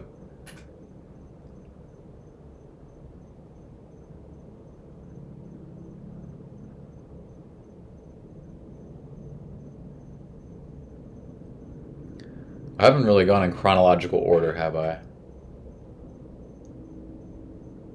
No, I haven't. Let's see. What else did I do in school? Well, we had talent shows in school. I remember we had talent shows where you would get up and like you could sing a song for the school and stuff like that, which I never really did.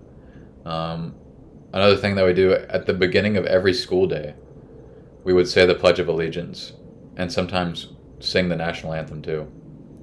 Which is kind of weird, honestly.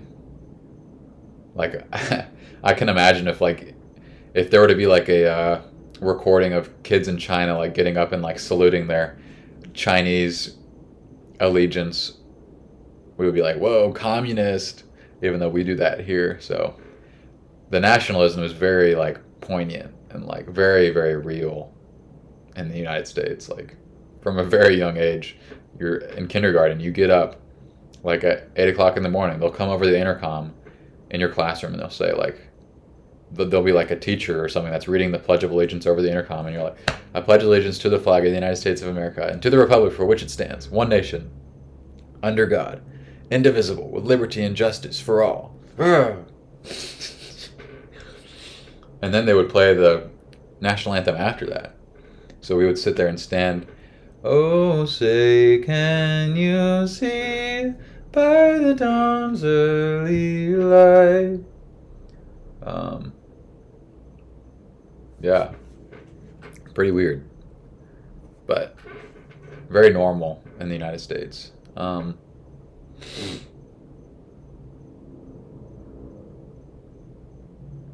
Yeah, talent shows.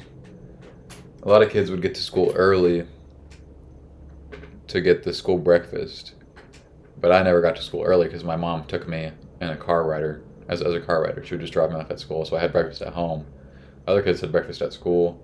Some kids would go to an after school program in elementary school until their parents could pick them up from work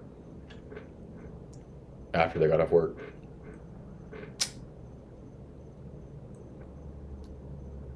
but I mean, a really big thing when I was a kid is like you would have friends that moved away all the time. Like friends would move all the time. It was just commonplace. Like I can't even keep track of all the friends I had as a kid that moved away. It was just so common, like moving to a different state, a different city, different country, to a different school. Happened all the time. So many friends. Um,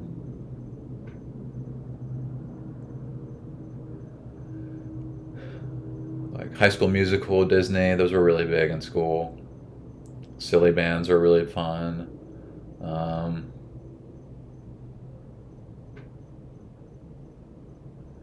I remember the book fairs. We had book fairs. We would go and buy books one time of the year from Scholastic Book Fair. We had a book bus that would come to our school, and we would buy books off the book bus and go into the book bus, and we would have the fire department would come to our school and teach us what to do in case of a fire.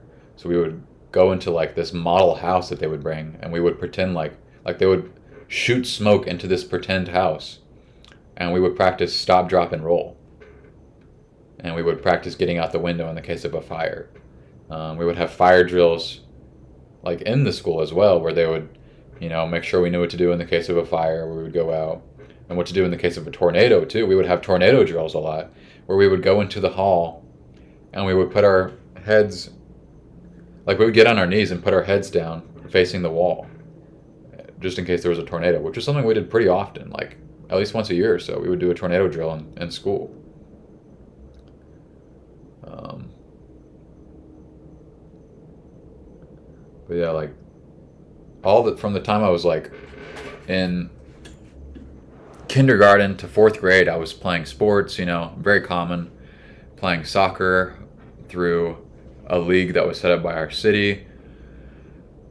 And then after that, I would play flag football, like in middle school. I'd play flag football and play basketball through these leagues that were set up by the city. And then when I got to seventh grade, that's when the school-sponsored sports actually begin. So like kindergarten through fourth grade is elementary school. Fifth and sixth grade is middle school. Seventh and eighth grade is junior high. And then ninth grade to 12th grade is high school. But in my school district, it was a little bit different. Like ninth grade was actually its own building. So like we had such a high number of students that we had to make a whole separate school just for ninth graders. So you would have one building for elementary school, one building for junior high, one building for ninth grade, and then another building for 10th through 12th grade. But the schools are huge. At least my school was pretty huge. It was big, pretty nice. You can look up Cabot Freshman Academy, Cabot Junior High, Cabot High School on Google Maps. You'll see what I mean. But yeah, seventh grade, I was on the basketball team. It was a really big deal, like really excited about playing basketball. So like we learned plays. I would practice after school. I would do cross country and track before school. I would have another PE class, physical education class in the middle of the day. Like sports were just a very big part of my life, always. So I did sports.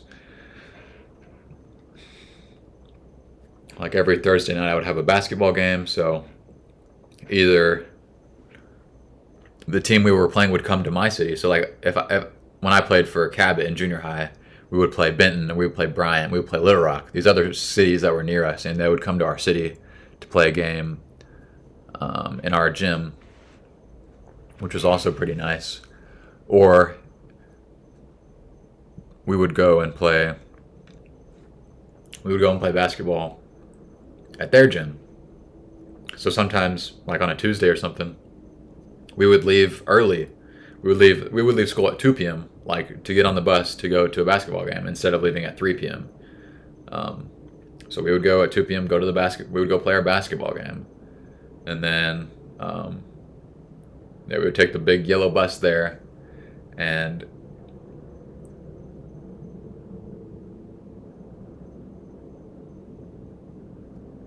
we would go play them in that different city. And like usually my parents would be there at the game and then they would pick me up afterwards. But a lot of times the school bus would just take me back to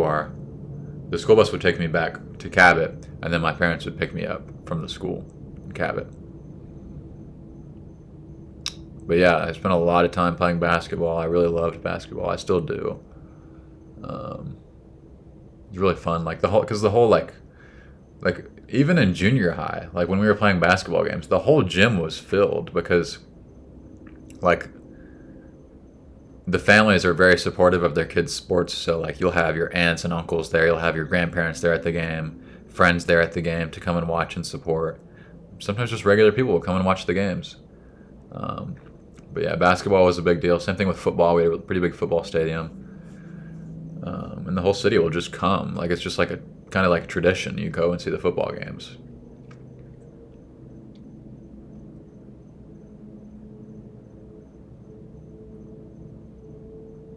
Um, but yeah, the whole city pretty much was centered around, is still centered around the school district because it's a good school district, and people want to have their kids in a good school district. Um, so like everything, everything in the city of Cabot was kind of spoken about, like in relation to the school or in relation to Walmart. So like, it's like, oh, like where do you live? Like, we're like 10 minutes from Walmart. And it's like, oh, well, that's good. Like you're close, but you're also not too close. So that's how,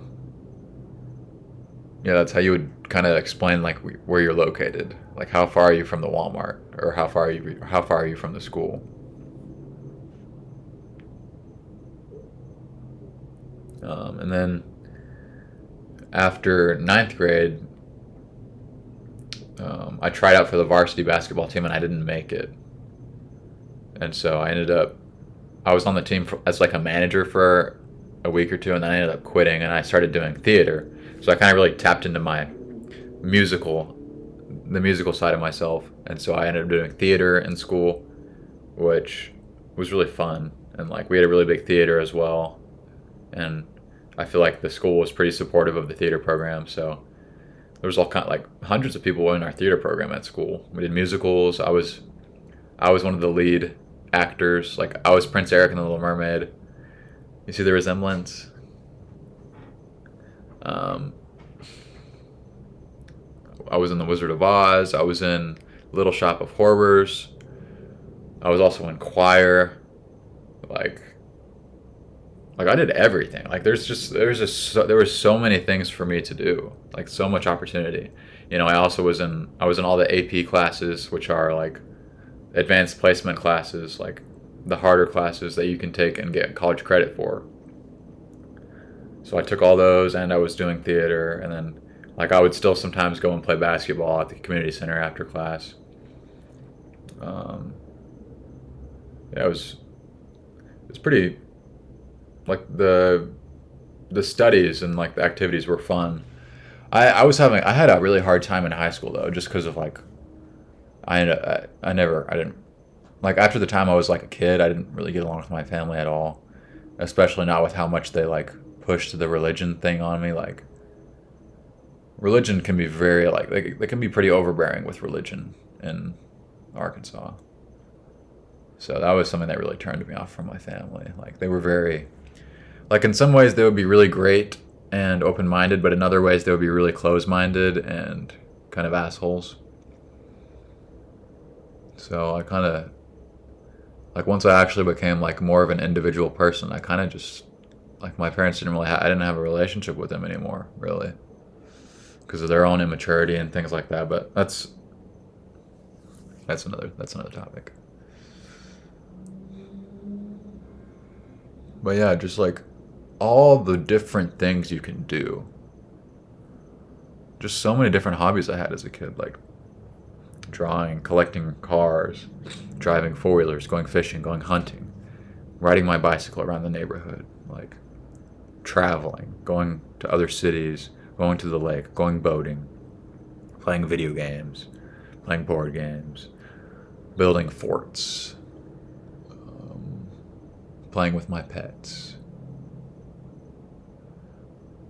playing in the treehouse, playing on the trampoline, going swimming in the pool, going hiking in the woods, playing in the woods, shooting a BB gun in the woods, doing target practice in the woods. Like just so many different things that you can do, you know? Like going to church, playing in the band at church, playing in the band at school, doing choir at school, doing musicals at school, playing sports at school, playing sports at the community center, playing basketball in my driveway, playing catch with my friends, playing two-hand touch football. Two-hand touch football is like, it's basically football, American football, but you don't tackle them, you just touch them, and then when you touch them, then they have to stop. Um,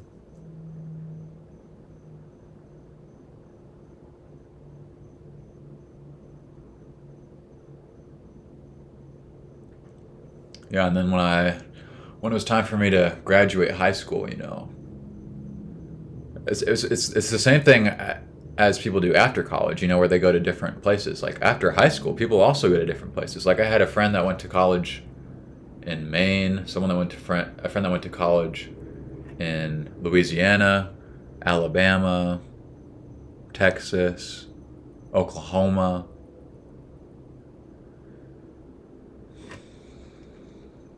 Those are the main ones that come to mind. But of course, a lot of people stayed put and they went to school at like UCA and Conway, or they went to the University of Arkansas or the Arkansas State University. So, like, there's a lot of people that like to stay put and kind of hold true to their roots, which is kind of what I did at first, where I went to the University of Arkansas, you know, but it's also common for people to not do that, like to move to a different place because, like, I have another friend that went to school in Virginia, but it's because people, like, have family a lot of times that is scattered all around the United States, or even family friends scattered all around the United States. So people will travel a lot between states. They'll go to school in a different state because kind of have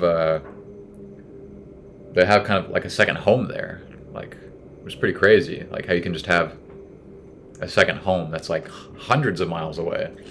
People will have lake houses, you know, or summer houses where they'll go for certain parts of the year, and it's pretty cool. Um, a lot of people join the military out of high school, Air Force, Army, Marines. It's a really common thing for people to do. Like, if you've been having like a hard time, you're trying to make a name for yourself, you're really trying to get your life together, a lot of people will join the military to like really like fix them, you know. And I think the military can be good for that. It really gives you like structure and stuff, and it's pretty good benefits, which is why my dad kind of wanted me to do it. Um, yeah, because like when you're in the military, like you get free health care through TRICARE. You can shop in the store, the commissary on base, and get some discounts. Like everywhere you go, if you work for the military, you get a 10% discount on everything. So you can also get like better deals on like loans and stuff for like your car and for your house. So like if you're in the military, like you get tons of benefits, but it does come with a cost, you know, because they can a lot like if you're active duty, they can move you anywhere in the United States, and like you could have to work on the weekends sometimes too. Like my dad would work on the weekends sometimes for drill, so he would work Monday to Friday and then also Saturday or Sunday. Um, and then of course, you know, if like if you're in the National Guard, you know, if they need you for something, you're gonna have to go whenever they need you there, like for disaster relief and stuff.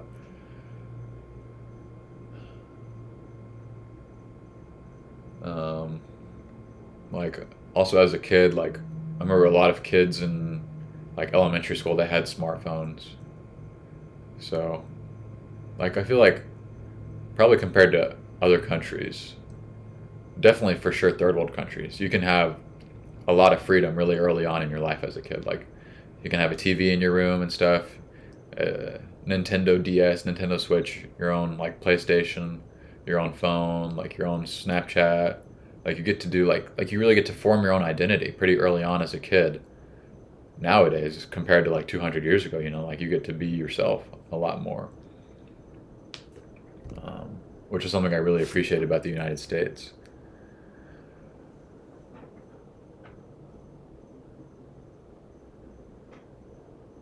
Hmm.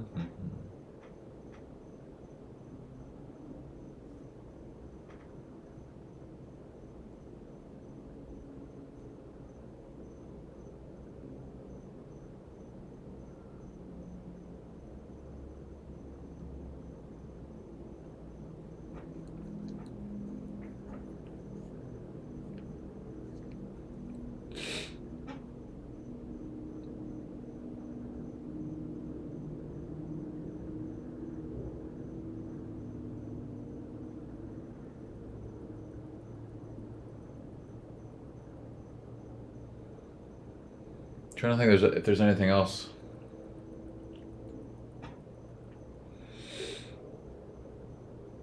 I mean, yeah, like road trips. I already talked about that a little bit. We'd go on road trips a lot. Just drive to other states, drive to Texas, drive to Branson, Missouri. That was a really big road trip destination. Branson, Missouri is like it's like it's the halfway point between Las Vegas, Nevada, and Orlando, Florida. It's like the Orlando or the Las Vegas of the Midwest, kind of. So a lot of people would go to Branson, Missouri, like with their families on weekends or during the holidays. Go to Silver Dollar City. I used to work at Silver Dollar City one time. It was pretty cool place. Look up Branson, Missouri.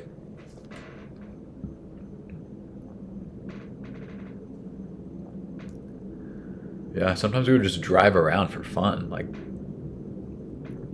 whenever we were going up to Fayetteville to see family, we would take the Hog Trail or the Pig Trail or something. Like we would purposely take like longer routes to get places because we wanted to see the scenery. Because like the northwest region of Arkansas is really nice, and we would drive through like the mountains, the Ozarks, especially in the fall to see the leaves changing colors. Maybe get out and walk around a little bit. Ride with the top down on the Jeep, drive with the windows open.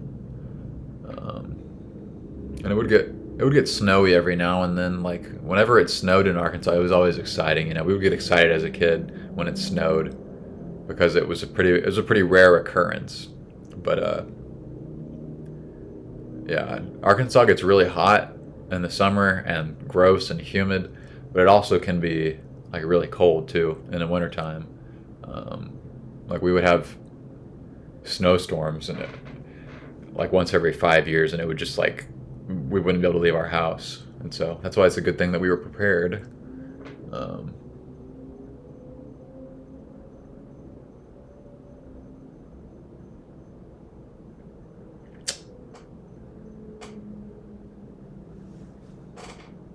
yeah, video games were another big part of my life. Like I had so many video games as a kid. Like PS3, I played the PS3 a lot. I played the original Xbox a lot.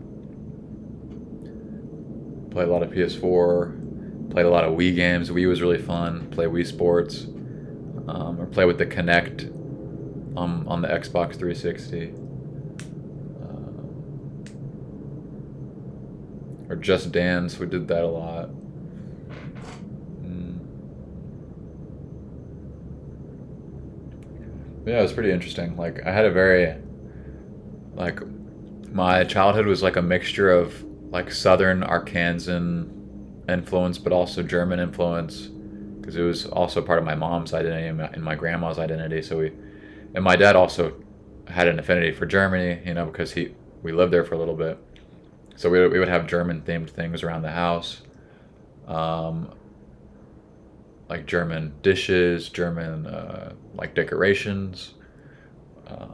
We would celebrate Saint Nicholas Day. I think December 6th or something, December 8th, whatever.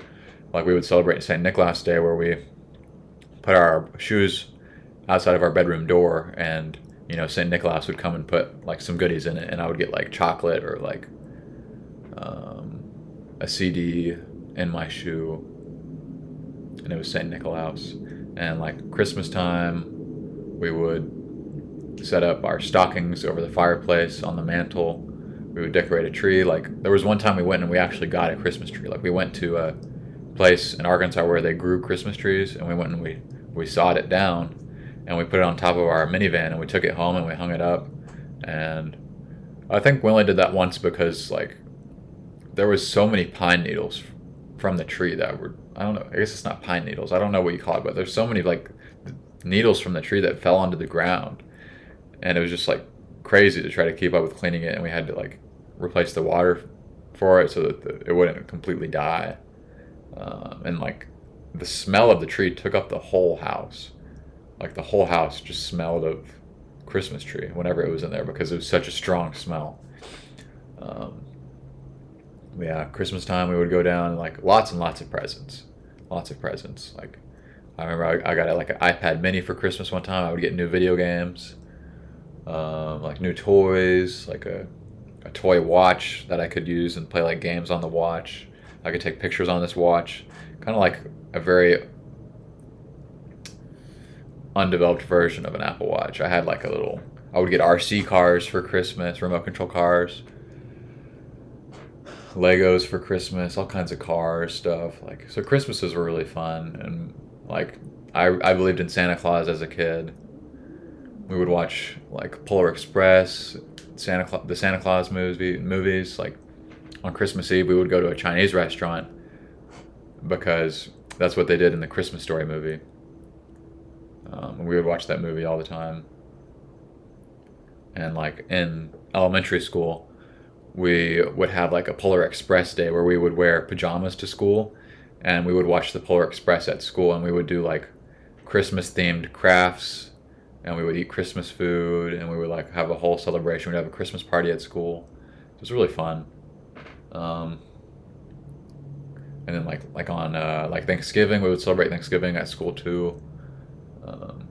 We would make like turkeys with our hand. We would put our hand on like a plate and like trace it and then color it with like brown, yellow, and orange colors. We'd have Grandparents' Day at school, which was around the same time. We always had like 1 week of break from school for Thanksgiving break, and then whenever Christmas break hit, it was like 2 or 3 weeks, 4 weeks of break. And then for for Halloween, like being in the South, there's some like families that are really against Halloween because it's like sacrilegious. It's like it's against Christianity or whatever, but a lot of people still celebrate it. So like I would always dress up as something for Halloween. I would dress up as like Batman, or I would dress up as a football player with an Arkansas Razorbacks jersey and eye paint under my eyes, or I would dress up with like an inflatable duck costume or something funny and go trick-or-treating in like certain neighborhoods. Like we would specifically drive to like Magnus Creek or Greystone, like neighborhoods that are more like tightly together so that you can actually go and trick-or-treat. You don't have to walk super far between houses. Yeah, like St. Patrick's Day in March, we'd always wear green, you know, so you don't get pinched. We'd always celebrate New Year's, January 1st, fireworks, July 4th, fireworks, usually with my family in Fayetteville, or we'd go to fireworks shows somewhere. It's very, American culture is like so festive because like it's just accommodating of all these other kinds of cultures, you know, like Christmas, Halloween, those aren't like St. Patrick's Day, those aren't like Valentine's Day, those aren't even American holidays. There's just like they're like European holidays that we adopted into our own culture, which is cool, you know. Like Valentine's Day in elementary school, we would always make Valentine's Day boxes, and like you basically take a shoebox and decorate it. I would take a shoebox and I would like turn it into like a monster. I would put a bunch of eyes on it, and I would make him have teeth, like where the shoebox opens, and then in elementary school you would write your Valentine's Day letters, you know, to your friends in your class, and you would put it in their Valentine's Day box, and they would put a letter in your box, you know, and they would have a piece of candy attached to it. And then we would have like April 1st, April Fool's Day. Like I think for April Fool's Day one year, like my sister like switched the cereal bags between the cereals, like just stupid stuff, or like wear your clothes backwards or something for April Fool's Day. So like every month there was like some sort of holiday. Like we would celebrate Veterans Day and Memorial Day at my school. Like it was a really big deal. Like kids would bring their dads to school that were veterans. I think one time my dad sang like a Toby Keith song at our Veterans Day at school. So yeah, like pretty much every month except for like June and August, I guess, we had like a holiday.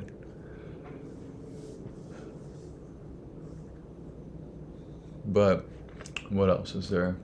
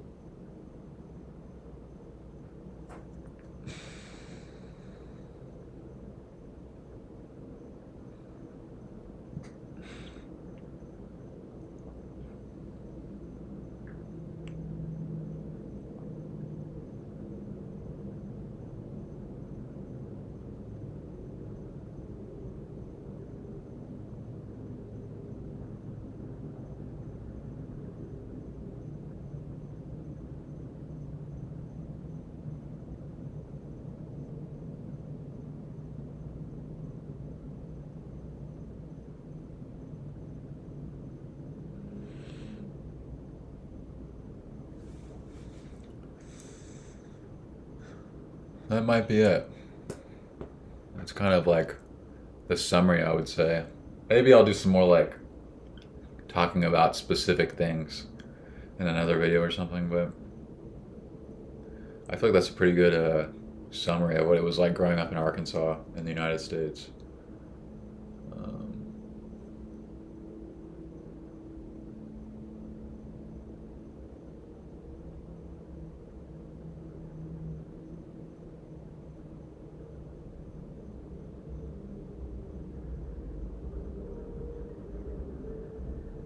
yeah, that's it.